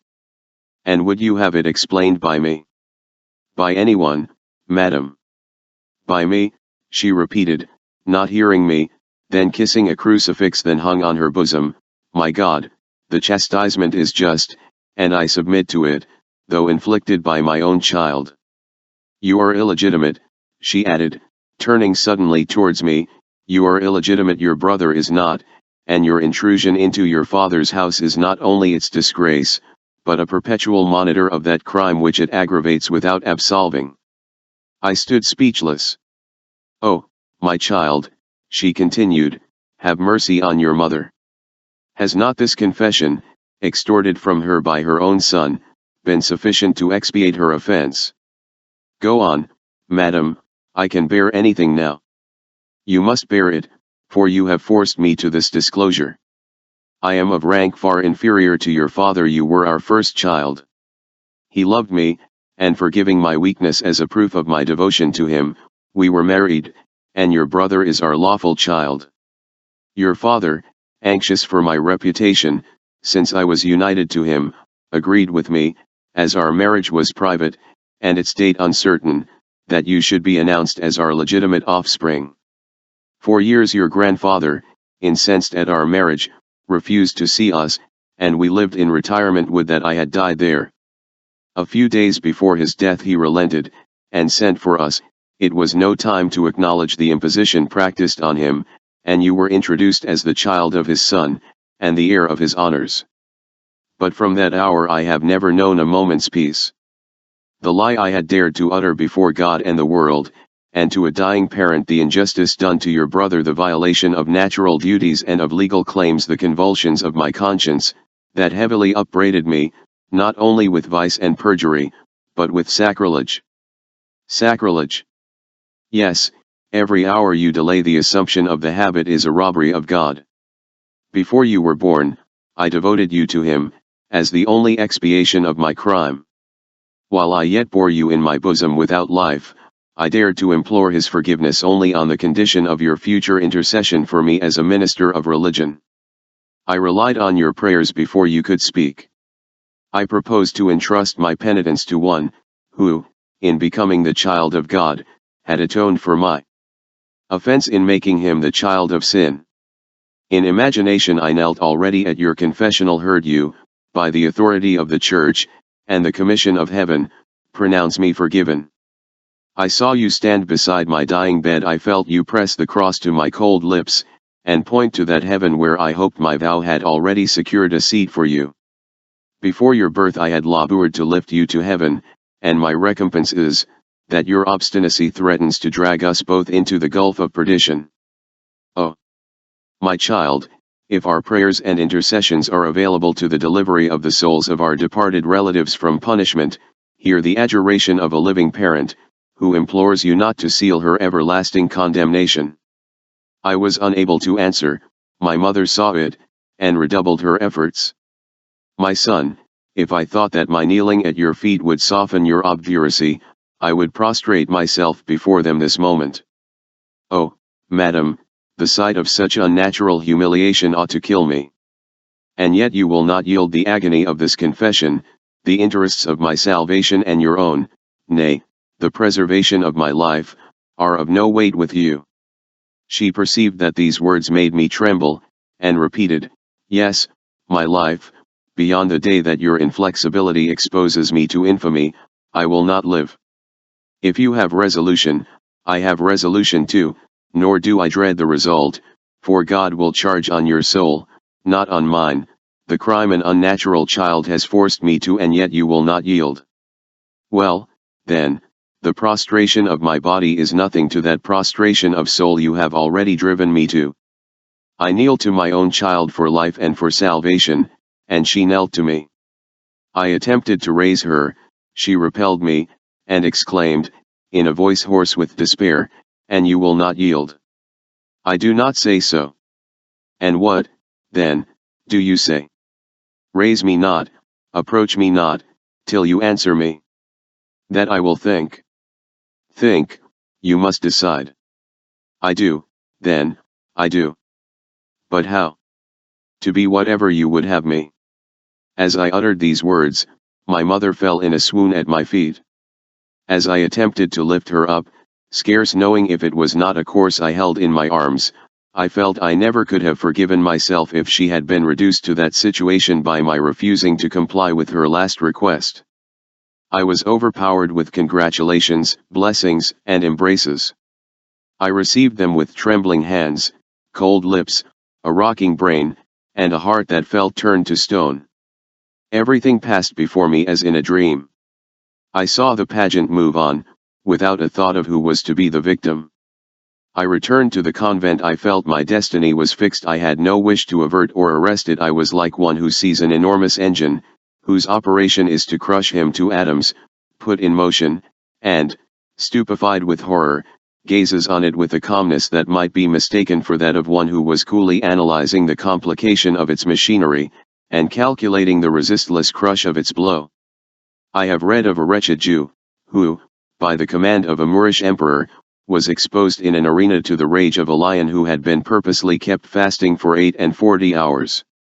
The horrible roar of the famished and infuriated animal made even the executioners tremble as they fastened the rope round the body of the screaming victim. Amid hopeless struggles, supplications for mercy, and shrieks of despair, he was bound, raised, and lowered into the arena. At the moment he touched the ground, he fell prostrate, stupefied, annihilated. He uttered no cry, he did not draw a breath, he did not make an effort, he fell contracting his whole body into a ball, and lay as senseless as a lump of earth. So it fared with me.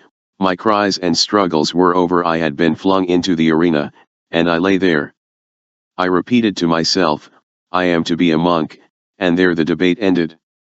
If they commended me for the performance of my exercises, or reproved me for my deficiency, I showed neither joy nor sorrow. I said only, I am to be a monk. If they urged me to take exercise in the garden of the convent, or reproved me for my excess in walking beyond the allotted hours, I still answered, I am to be a monk. I was showed much indulgence in these wanderings. A son, the eldest son of the Duke de Moncada, taking the vows, was a glorious triumph for the ex-Jesuits, and they did not fail to make the most of it. They asked what books I would like to read. I answered, what they pleased.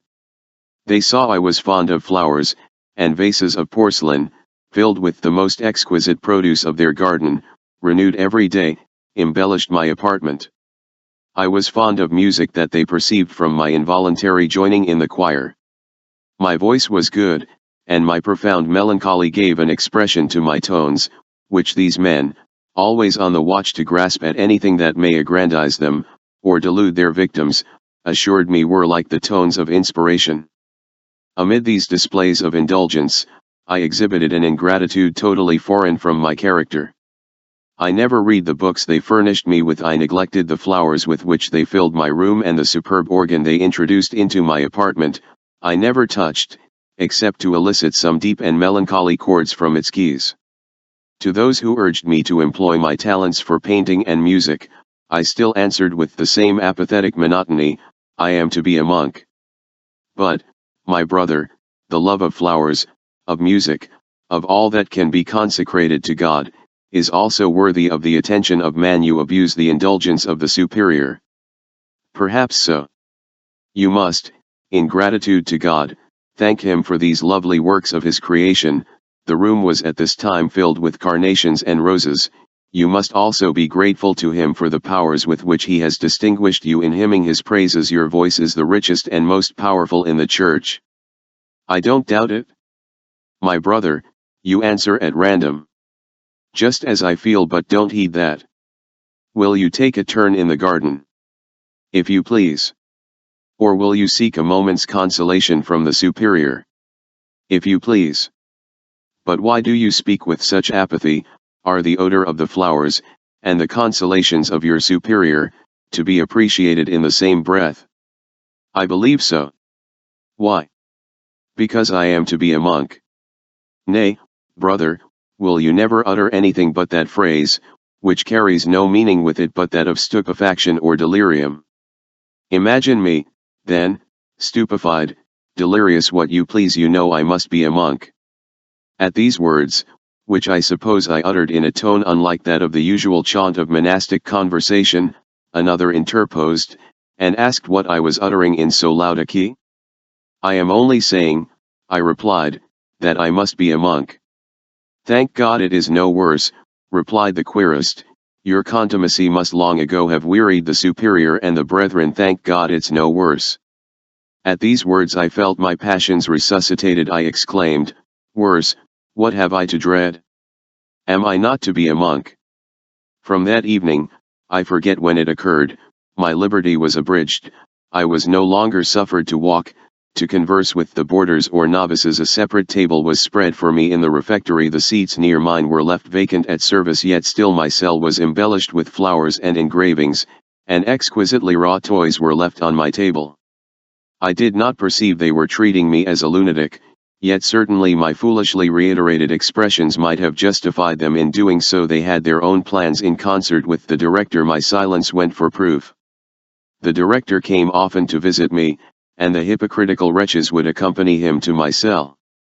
I was generally, for want of other occupation, attending to my flowers, or gazing at the engravings, and they would say, you see, he is as happy as he wishes to be, he wants for nothing, he is quite occupied in watching those roses. No, I am not occupied, I returned, it is occupation I want. Then they shrugged their shoulders, exchanged mysterious looks with the director, and I was glad when they were gone, without reflecting on the mischief their absence threatened me with. At this moment, consultation after consultation was held at the Palace de Moncada, whether I could be induced to show sufficient intellect to enable me to pronounce the vows. It seems the reverend fathers were as anxious as their old enemies the Moors, to convert an idiot into a saint. There was now a party combined against me, that it would have required more than the might of man to resist. All was uproar from the Palace de Moncada to the convent, and back again. I was mad, contumacious, heretical, idiotical, anything, everything that could appease the jealous agony of my parents, the cupidity of the monks, or the ambition of the ex-Jesuits, who laughed at the terror of all the rest, and watched intently over their own interests. Whether I was mad or not, they cared very little. To enroll a son of the first house of Spain among their converts, or to imprison him as a madman, or to exorcise him as a demoniac, was all the same to them. There was a coup de theatre to be exhibited, and provided they played first parts, they cared little about the catastrophe. Luckily, during all this uproar of imposture, fear, falsehood, and misrepresentation, the superior remained steady. He let the tumult go on, to aggrandize his importance, but he was resolved all the time that I should have sanity enough to enable me to take the vows. I knew nothing of all this, but was astonished at being summoned to the parlor on the last eve of my novitiate. I had performed my religious exercises with regularity, had received no rebukes from the master of the novices, and was totally unprepared for the scene that awaited me. In the parlor were assembled my father, mother, the director, and some other persons whom I did not recognize. I advanced with a calm look, an equal step. I believe I was as much in possession of my reason as anyone present. The superior, taking my arm, led me round the room, saying, "You see." I interrupted him, "Sir, what is this intended for?" He answered only by putting his finger on his lips, and then desired me to exhibit my drawings. I brought them, and offered them on one knee, first to my mother, and then to my father. They were sketches of monasteries and prisons. My mother averted her eyes, and my father said, pushing them away, "I have no taste in those things." "But you are fond of music doubtless," said the superior, "you must hear his performance." There was a small organ in the room adjacent to the parlor. My mother was not admitted there, but my father followed to listen. Involuntarily I selected an air from the Sacrifice of Jephthah. My father was affected, and bid me cease. The superior imagined this was not only a tribute to my talent, but an acknowledgment of the power of his party, and he applauded without measure or judgment. Till that moment, I had never conceived I could be the object of a party in the convent. The superior was determined to make me a Jesuit, and therefore was pledged for my sanity. The monks wished for an exorcism, an auto da fe, or some such bagatelle, to diversify the dreariness of monasticism, and therefore were anxious I should be, or appear, deranged, or possessed. Their pious wishes, however, failed. I had appeared when summoned, behaved with scrupulous correctness, and the next day was appointed for my taking the vows. That next day, oh, that I could describe it? But it is impossible. The profound stupefaction in which I was plunged prevented my noticing things which would have inspired the most uninterested spectator. I was so absorbed, that though I remember facts, I cannot paint the slightest trace of the feelings which they excited. During the night I slept profoundly, till I was awoke by a knock at my door. "My dear child, how are you employed?" I knew the voice of the superior, and I replied, "My father, I was sleeping. And I was macerating myself at the foot of the altar for you, my child. The scourge is red with my blood." I returned no answer, for I felt the maceration was better merited by the betrayer than the betrayed. Yet I was mistaken, for in fact, the superior felt some compunction, and had undergone this penance on account of my repugnance and alienation of mind, more than for his own offenses. But oh, how false is a treaty made with God, which we ratify with our own blood! When he has declared there is but one sacrifice he will accept, even that of the Lamb slain from the foundation of the world. Twice in the night, I was thus disturbed, and twice answered in the same language. The superior, I make no doubt, was sincere. He thought he was doing all for God, and his bleeding shoulders testified his zeal. But I was in such a state of mental ossification, that I neither felt, heard, or understood, and when he knocked a second and third time at the door of my cell to announce the severity of his mace rations, and the efficacy of his intercessions with God, I answered, "Are not criminals allowed to sleep the night before their execution?" At hearing these words, which must have made him shudder, the superior fell prostrate before the door of my cell, and I turned to sleep again. But I could hear the voices of the monks as they raised the superior, and bore him to his cell. They said, "He is incorrigible. You humiliate yourself in vain when he is ours. You shall see him a different being. He shall then prostrate himself before you." I heard this, and slept on. The morning came. I knew what it would bring. I dramatized the whole scene in my own mind. I imagined I witnessed the tears of my parents, the sympathy of the congregation. I thought I saw the hands of the priests tremble as they tossed the incense, and even the acolytes shiver as they held their robes. Suddenly my mind changed. I felt. What was it I felt? A union of malignity, despair, and power, the most formidable. Lightning seemed flashing from my eyes as I reflected. I might make the sacrificers and the sacrifice change places in one moment. I might blast my mother as she stood. By a word I might break my father's heart.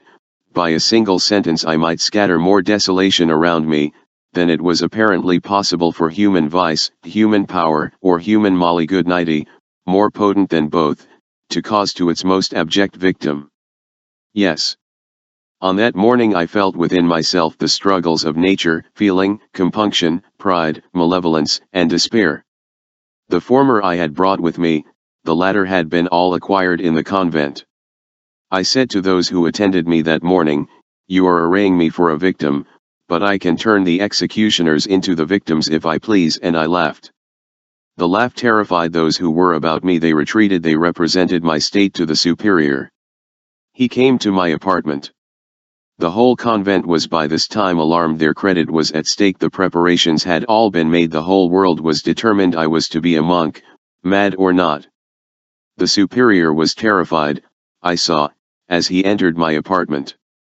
"My son, what means all this?" "Nothing, my father, nothing but a sudden thought that has struck me." "We will discuss it another time, my son. At present." "At present," I repeated with a laugh that must have lacerated the superior's ears. "At present I have but one alternative to propose. Let my father or my brother take my place, that is all. I will never be a monk." The superior, at these words, ran in despair round the cell. I followed him, exclaiming, in a voice that must have filled him with horror, I exclaim against the vows, let those who forced me to it, take the guilt on themselves, let my father, in his own person, expiate his guilt in bringing me into the world, let my brother sacrifice his pride, why must I be the only victim of the crime of the one, and the passions of the other? My son, all this was arranged before. Yes, I know that by a decree of the Almighty I was doomed to be cursed even in my mother's womb, but I will never subscribe that decree with my own hand. My son, what can I say to you? You have passed your novitiate. Yes, in a state of stupefaction. All Madrid is assembled to hear you take your vows. Then all Madrid shall hear me renounce them, and disavow them. This is the very day fixed on. The ministers of God are prepared to yield you to his arms. Heaven and earth, all that is valuable in time, or precious in eternity, are summoned, are waiting for the irrevocable words that seal your salvation, and ensure that of those you love. What demon has taken possession of you, my child, and seized the moment you were coming to Christ, to cast you down, and tear you? How shall the fraternity, and all the souls who are to escape from punishment by the merit of your prayers, answer to God for your horrible apostasy? Let them answer for themselves, let every one of us answer for ourselves, that is the dictate of reason. Of reason, my deluded child, when had reason anything to do with religion? I had sat down, folded my arms on my breast, and forbore to answer a word. The superior stood with his arms crossed, his head declined, his whole figure in an air of profound and mortified contemplation. Anyone else would have imagined him seeking God in the abysses of meditation, but I felt he was only seeking him where he is never to be found, in the abyss of that heart which is deceitful and desperately wicked. He approached. I exclaimed, "Come not near me. You will renew again the story of my submission. I tell you it was artificial, of my regularity in devotional exercises it was all mechanism or imposture, of my conformity to discipline it was all practiced with the hope of escaping from it ultimately. Now, I feel my conscience discharged and my heart lightened. Do you hear, do you understand me? These are the first words of truth I ever uttered since I entered these walls, the only ones that will, perhaps, ever be uttered within them. I treasure them up, knit your brows, and cross yourself, and elevate your eyes as you will. Go on with your religious drama. What is there you see before you so horrible, that you recoil, that you cross yourself, that you lift your eyes and hands to heaven? A creature whom despair has driven to utter desperate truth. Truth may be horrible to the inmates of a convent, whose whole life is artificial and perverted, whose very hearts are sophisticated beyond the hand even of heaven, which they alienate by their hypocrisy, to touch. But I feel I am at this moment an object of less horror in the sight of the Deity, than if I were standing at his altar, to, as you would urge me, insult him with vows, which my heart was bursting from my bosom to contradict, at the moment I uttered them. At these words, which I must have uttered with the most indecent and insulting violence, I almost expected the superior would have struck me to the earth, would have summoned the lay brothers to bear me to confinement, would have shut me up in the dungeon of the convent, for I knew there was such a place. Perhaps I wished for all this. Driven to extremity myself, I felt a kind of pride in driving others to it in return. Anything of violent excitement, of rapid and giddy vicissitude, or even of intense suffering, I was prepared for, and equal to, at that moment. But these paroxysms soon exhaust themselves and us by their violence. Astonished by the superior's silence, I raised my eyes to him. I said, in a tone of moderation that seemed unnatural to my own ears, "Well, let me hear my sentence." He was silent still. He had watched the crisis, and now skillfully seized the turn of the mental disease, to exhibit his applications. He was standing before me meek and motionless, his arms crossed, his eyes depressed, not the slightest indication of resentment to be traced in his whole figure. The folds of his habit, refusing to announce his internal agitation, seemed as they were cut out of stone. His silence imperceptibly softened me. I blamed myself for my violence. Thus men of the world command us by their passions, and men of the other world by the apparent suppression of them. At last he said, "My son, you have revolted from God, resisted his Holy Spirit, profaned his sanctuary, and insulted his minister in his name and my own. I forgive you all." Judge of the various characters of our systems, by their different results on us too. You revile, defame, and accuse. I bless and forgive. Which of us is then under the influence of the gospel of Christ, and within the pale of the Church's benediction? But leaving this question, which you are not at present in a frame to decide, I shall urge but one topic more. If that fails, I shall no longer oppose your wishes, or urge you to prostitute a sacrifice which man would despise, and God must disdain. I add, I will even do my utmost to facilitate your wishes, which are now in fact my own. At these words, so full of truth and benignity, I was rushing to prostrate myself at his feet, but fear and experience checked me, and I only bowed. Promise me merely that you will wait with patience till this last topic is urged. Whether it succeeds or not I have now little interest, and less care. I promised. He went out. A few moments after he returned. His air was a little more disturbed, but still struggling for a calmness of expression. There was agitation about him, but I knew not whether it was felt on his own account or mine. He held the door half open, and his first sentence astonished me. "My son, you are well acquainted with the classical histories. But what is that to the purpose, my father? You remember a remarkable story of the Roman general, who spurned from the steps of his tribune, people, senators, and priests, trampled on all law, outraged all religion, but was at last moved by nature, for, when his mother prostrated herself before him, and exclaimed, 'My son, before you tread the streets of Rome, you must first tread on the body of her who bore you,' he relented. I remember all, but to what does this tend? To this," and he threw open the door. "Now, prove yourself, if you can, more obdurate than a heathen." As the door opened, across the threshold lay my mother, prostrate on her face. She said in a stifled voice, "Advance, break your vows, but you must rush to perjury over the body of your mother." I attempted to raise her, but she clung to the ground, repeating the same words, and her magnificent dress, that overspread the floor of stone with gems and velvet, frightfully contrasted her posture of humiliation, and the despair that burned in her eyes, as she raised them to me for a moment. Convulsed with agony and horror, I reeled into the arms of the superior, who seized that moment to bear me to the church. My mother followed. The ceremony proceeded.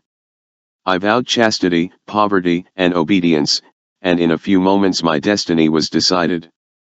Day followed day for many a month, of which I have no recollections, nor wish to have any.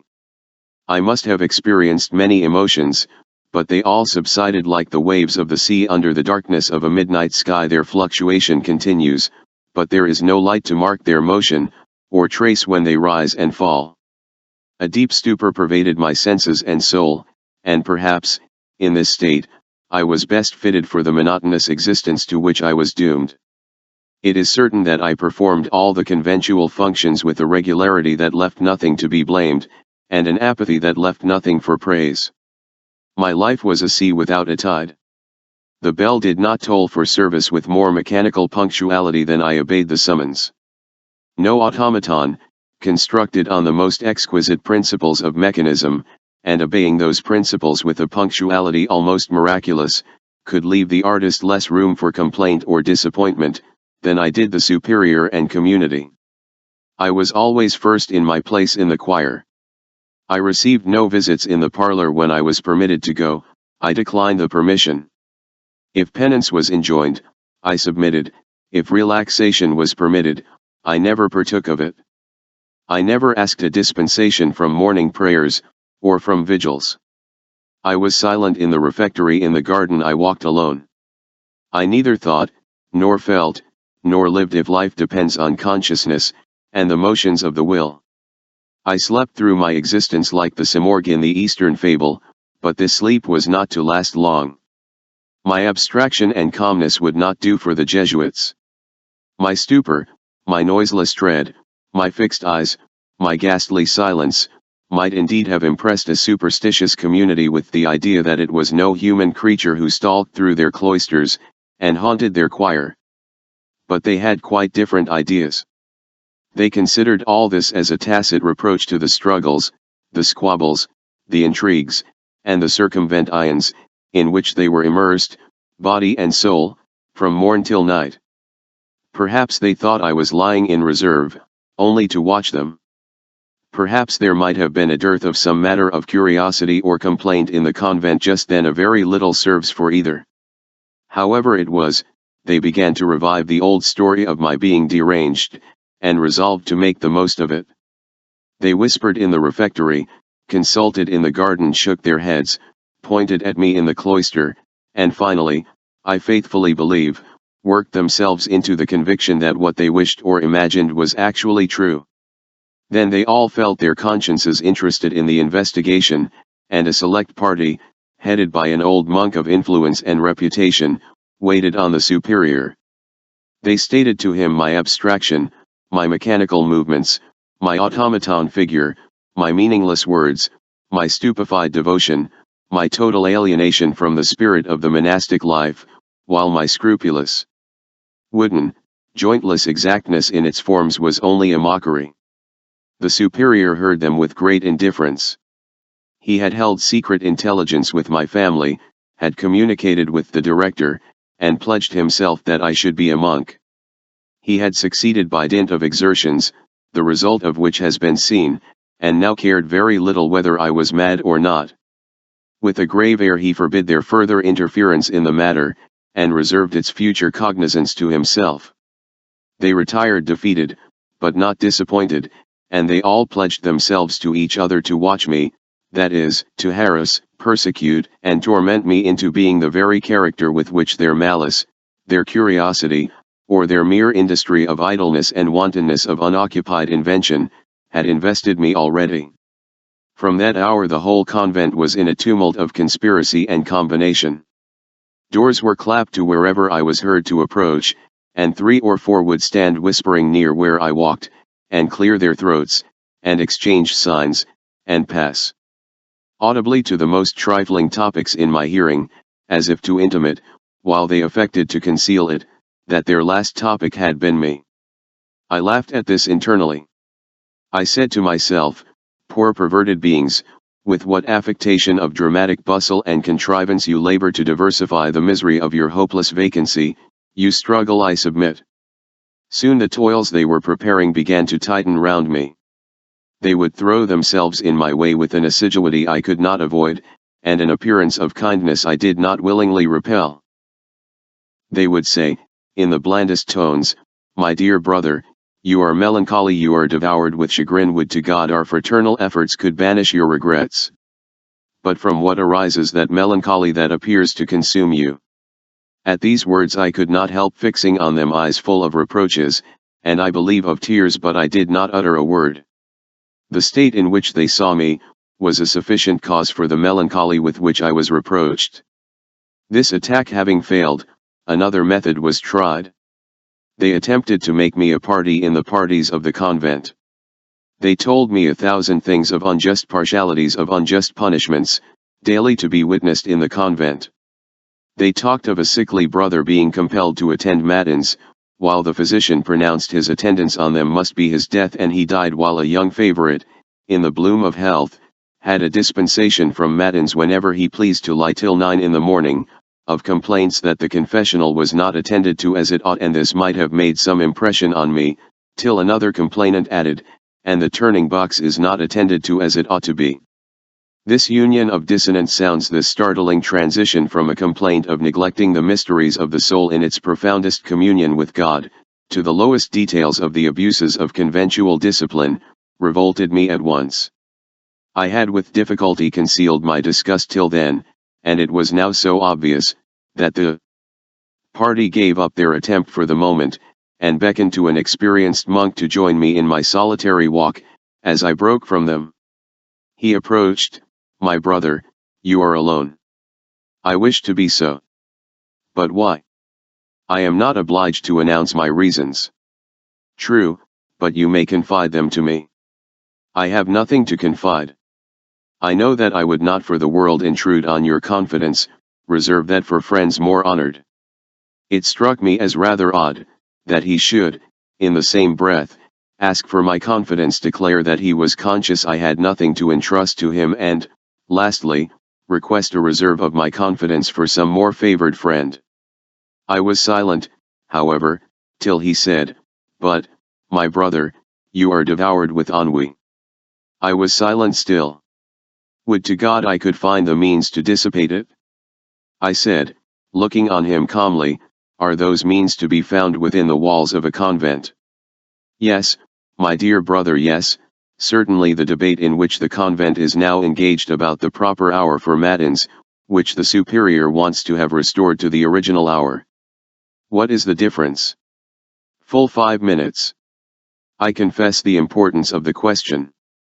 Oh, if you once begin to feel it, there will be no end of your happiness in a convent. There is something every moment to inquire, to be anxious about, and to contend for. Interest yourself, my dear brother, in these questions, and you will not have a moment's ennui to complain of. At these words I fixed my eyes on him. I said calmly, but I believe emphatically, "I have, then, only to excite in my own mind, spleen, malignity, curiosity, every passion that your retreat should have afforded me protection against, to render that retreat supportable. Pardon me, if I cannot, like you, beg of God permission to take his enemy into compact against the corruption which I promote, while I presume to pray against it." He was silent, lifted up his hands, and crossed himself, and I said to myself, "God forgive your hypocrisy," as he went into another walk, and repeated to his companions, "He is mad, irrecoverably mad." "But how, then?" said several voices. There was a stifled whisper. I saw several heads bent together. I did not know what they were meditating, nor did I care. I was walking alone. It was a delicious moonlight evening. I saw the moonbeams through the trees, but the trees all looked to me like walls. Their trunks were as adamant, and the interlaced branches seemed to twine themselves into folds that said, "Beyond us there is no passing." I sat down by the side of a fountain. There was a tall poplar over it. I remember their situation well. An elderly priest, who, I did not see, was detached by the party, sat down beside me. He began some commonplace observations on the transiency of human existence. I shook my head, and he understood, by a kind of tact not uncommon among Jesuits, that it would not do. He shifted the subject, remarked on the beauty of the foliage, and the limpid purity of the fountain. I assented. He added, "Oh, that life were pure as that stream." I sighed, "Oh, that life were verdant and fertile to me as that tree." "But, my son, may not fountains be dried up, and trees be withered?" "Yes, my father, yes, the fountain of my life has been dried up, and the green branch of my life has been blasted forever." As I uttered these words, I could not suppress some tears. The father seized on what he called the moment when God was breathing on my soul. Our conversation was very long, and I listened to him with a kind of reluctant and stubborn attention, because I had involuntarily been compelled to observe, that he was the only person in the whole community who had never harassed me by the slightest importunity either before my profession or after, and when the worst things were said of me, never seemed to attend, and when the worst things were predicted of me, shook his head and said nothing. His character was unimpeached, and his religious performances as exemplary and punctual as my own. With all this I felt no confidence in him, or in any human being, but I listened to him with patience, and my patience must have had no trivial trial, for, at the end of an hour, I did not perceive that our conference was permitted quite beyond the usual hour of retirement. He continued repeating, "My dear son, you will become reconciled to the conventual life." "My father, never, never unless this fountain is dried up, and this tree withered, by tomorrow." "My son, God has often performed greater miracles for the salvation of a soul." We parted, and I retired to my cell. I know not how he and the others were employed, but, before matins, there was such a tumult in the convent, that one would have thought Madrid was on fire. Boarders, novices, and monks, ran about from cell to cell, up and down the staircase, through all the corridors, unrestrained and unquestioned. All order was at an end. No bell was rung, no commands for restoring tranquility issued. The voice of authority seemed to have made peace forever with the shouts of uproar. From my window I saw them running through the garden in every direction, embracing each other, ejaculating, praying, and counting their beads with hands tremulous, and eyes uplifted in ecstasy. The hilarity of a convent has something in it uncouth, unnatural, and even alarming. I suspected some mischief immediately, but I said to myself, the worst is over, they cannot make me more than a monk. I was not long left in doubt. Many steps approached my cell, numerous voices were repeating, "Hasten, dear brother, hasten to the garden." I was left no choice, they surrounded and almost bore me to the garden. The whole community were assembled there, the superior among them not attempting to suppress the confusion, but rather encouraging it. There was a suffusion of joy in every countenance, and a kind of artificial light in every eye, but the whole performance struck me as hollow and hypocritical. I was led, or rather hurried to the spot where I had sat and conversed so long the preceding evening. The fountain was dried up, and the tree was withered. I stood speechless with astonishment, while every voice around me repeated, "A miracle, a miracle. God himself has sealed your vocation with his own hand." The superior made a signal to them to stop. He said to me in a calm voice, "My son, you are required only to believe the evidence of your own eyes. Will you make infidels of your very senses, sooner than believe God? Prostrate yourself, I adjure you, before him this moment, and, by a public and solemn act of faith, recognize that mercy that has not scrupled a miracle to invite you to salvation." I was amazed more than touched by what I saw and heard, but I threw myself on my knees before them all, as I was directed. I clasped my hands, and said aloud, "My God, if you have indeed vouchsafed this miracle on my account, you will also doubtless enrich and illuminate me with grace to apprehend and appreciate it. My mind is dark, but you can illuminate it. My heart is hard, but it is not beyond the power of omnipotence to touch and subdue it. An impression made on it this moment, a whisper sent to its recesses, is not less worthy of your mercy than an impression on inanimate matter, which only confounds my senses." The superior interrupted me. He said, "Hold, those are not the words you should use. Your very faith is incredulous, and your prayer an ironical insult on the mercy it pretends to supplicate. My father, put what words you please in my mouth, and I will repeat them. If I am not convinced, I am at least subdued. You must ask pardon of the community for the offense your tacit repugnance to the life of God has caused them."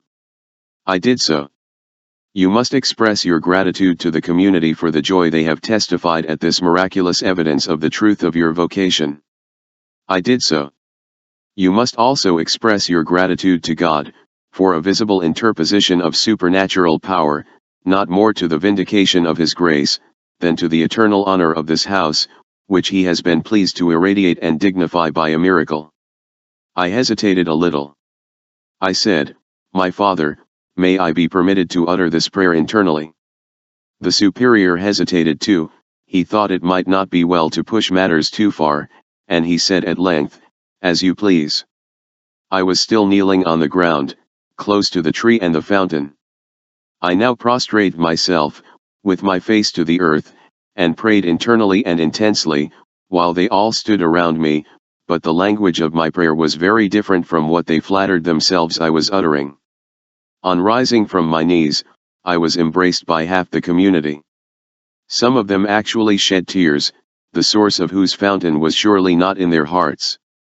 Hypocritical joy insults only its dupe, but hypocritical grief degrades the professor. That whole day was passed in a kind of revelry. Exercises were abridged, the refections embellished with confectionery. Everyone had permission to go from cell to cell, without an order from the superior. Presents of chocolate, snuff, iced water, liqueurs, and, what was more acceptable and necessary than any of them, napkins and towels of the finest and whitest damask, circulated among all the members. The superior was shut up half the day with 2 discreet brethren, as they are called, that is, men who are elected to take part with the superior, on supposition of their utter, superannuated incapacity, as Pope Sixtus was elected for his, supposed, imbecility, preparing an authenticated account of the miracle, to be dispatched to the principal convents in Spain. There was no need to distribute the intelligence through Madrid. They were in possession of it an hour after it happened, the malicious say an hour before. I must confess the agitating exhilaration of this day, so unlike what I had ever witnessed before in a convent, produced an effect on me I cannot describe. I was caressed, made the hero of the fete. A conventual fete has always something odd and unnatural in it, almost deified. I gave myself up to the intoxication of the day. I did verily believe myself the favorite of the deity for some hours. I said to myself 1,000 flattering things. If this deception was criminal, I expiated my crime very soon. The next day everything was restored to its usual order, and I found that the community could pass from the extreme of disorder in a moment to the rigidity of their usual habits. My conviction of this was certainly not diminished within the few following days. The oscillations of a convent vibrate within a very short interval.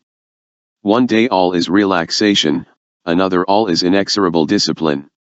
Some following days I received a striking proof of that foundation on which, in despite of a miracle, my repugnance to a monastic life rested. Someone, it was said, had committed a slight breach of monastic duty.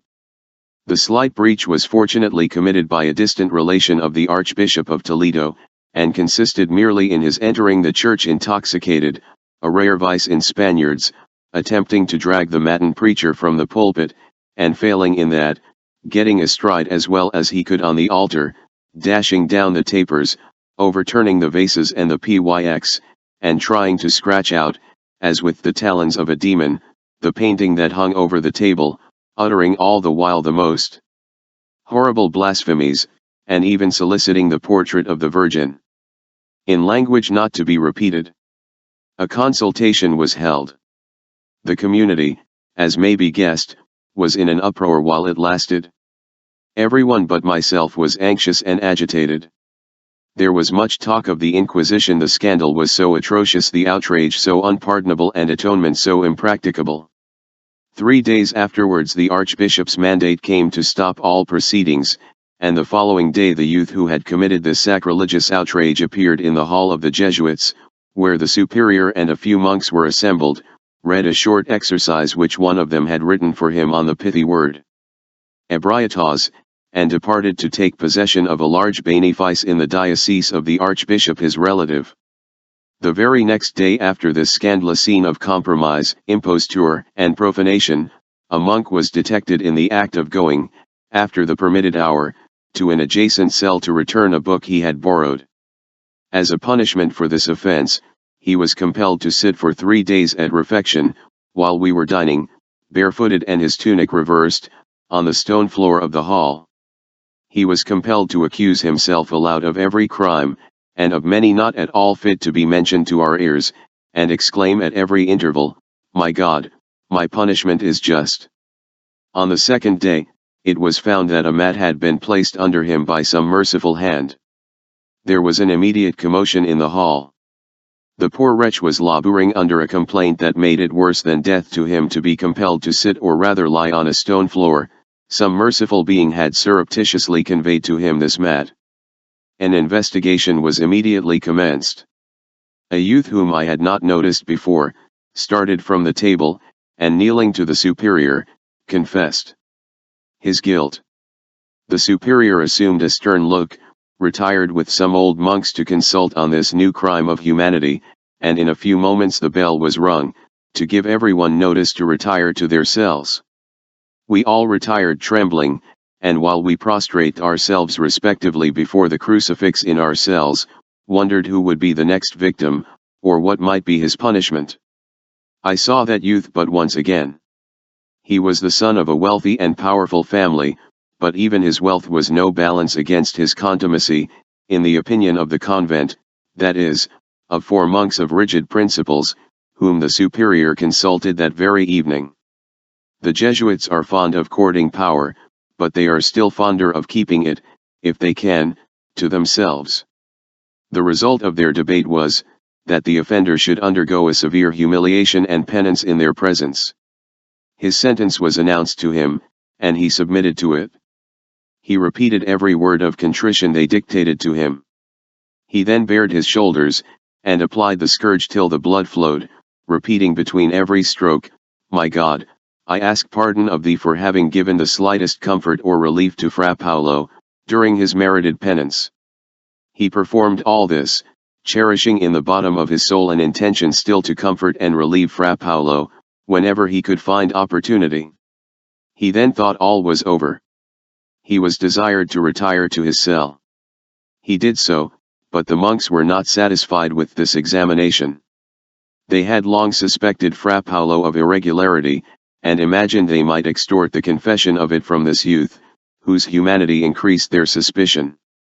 The virtues of nature are always deemed vices in a convent. Accordingly, he had hardly been in bed when they surrounded him. They told him they came by command of the superior to enjoin him a further penance, unless he disclosed the secret of the interest he felt for Fra Paolo.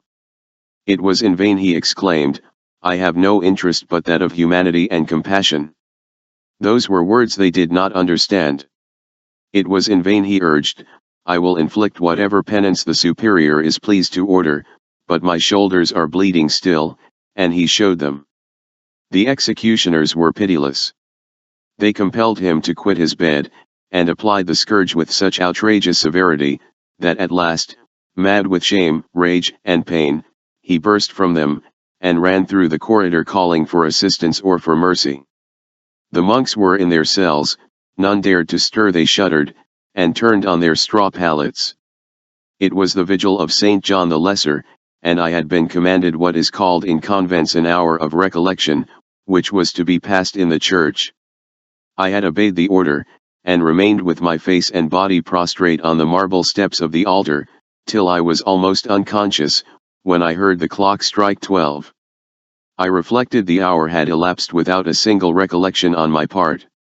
"And thus it is to be always," I exclaimed, rising from my knees. "They deprive of the power of thinking, and then they bid me recollect." As I returned through the corridor, I heard frightful cries. I shuddered. Suddenly a phantom approached me. I dropped on my knees. I cried, "Satana vade retro apage Satana." A naked human being, covered with blood, and uttering screams of rage and torture, flashed by me. 4 monks pursued him. They had lights. I had shut the door at the end of the gallery. I felt they must return and pass me. I was still on my knees, and trembling from head to foot. The victim reached the door, found it shut, and rallied. I turned, and saw a group worthy of Murillo. A more perfect human form never existed than that of this unfortunate youth. He stood in an attitude of despair. He was streaming with blood. The monks, with their lights, their scourges, and their dark habits, seemed like a group of demons who had made prey of a wandering angel. The group resembled the infernal furies pursuing a mad Orestes. And, indeed, no ancient sculptor ever designed a figure more exquisite and perfect than that they had so barbarously mangled. Debilitated as my mind was by the long slumber of all its powers, this spectacle of horror and cruelty woke them in a moment. I rushed forward in his defense. I struggled with the monks. I uttered some expressions which, though I hardly was conscious of, they remembered and exaggerated with all the accuracy of malice. I have no recollection of what followed, but the issue of the business was, that I was confined to my cell for the following week, for my daring interference in the discipline of the convent. And the additional penance of the unfortunate novice, for resisting that discipline, was inflicted with such severity, that he became delirious with shame and agony. He refused food, he got no rest, and died the 8th night after the scene I had witnessed. He was of a temper unusually mild and amiable. He had a taste for literature, and even the disguise of a convent could not conceal the distinguished graces of his person and manners. Had he lived in the world, how these qualities would have embellished it. Perhaps the world would have abused and perverted them, true, but would the abuses of the world ever have brought them to so frightful and disastrous a conclusion? Would he have been first lashed into madness, and then lashed out of existence? He was interred in the church of the convent, and the superior himself pronounced his eulogium. The superior, by whose order, or else permission, or at least connivance, he had been driven mad, in order to obtain a trivial and imaginary secret. During this exhibition, my disgust arose to a degree incalculable. I had loathed the conventual life, I now despised it, and every judge of human nature knows, that it is harder to eradicate the latter sentiment than the former. I was not long without an occasion for the renewed exercise of both feelings. The weather was intensely hot that year. An epidemic complaint broke out in the convent. Every day 2 or 3 were ordered to the infirmary, and those who had merited slight penances were allowed, by way of commutation, to attend the sick. I was most anxious to be of the number. I was even resolved, by some slight deviation, to tempt this punishment, which would have been to me the highest gratification. Dare I confess my motive to you, sir? I was anxious to see those men, if possible, divested of the conventual disguise, and forced to sincerity by the pangs of disease, and the approach of death. I triumphed already in the idea of their dying confession, of hearing them acknowledge the seductions employed to ensnare me, deplore the miseries in which they had involved me, and implore, with convulsed lips, my pardon in. No, not in vain.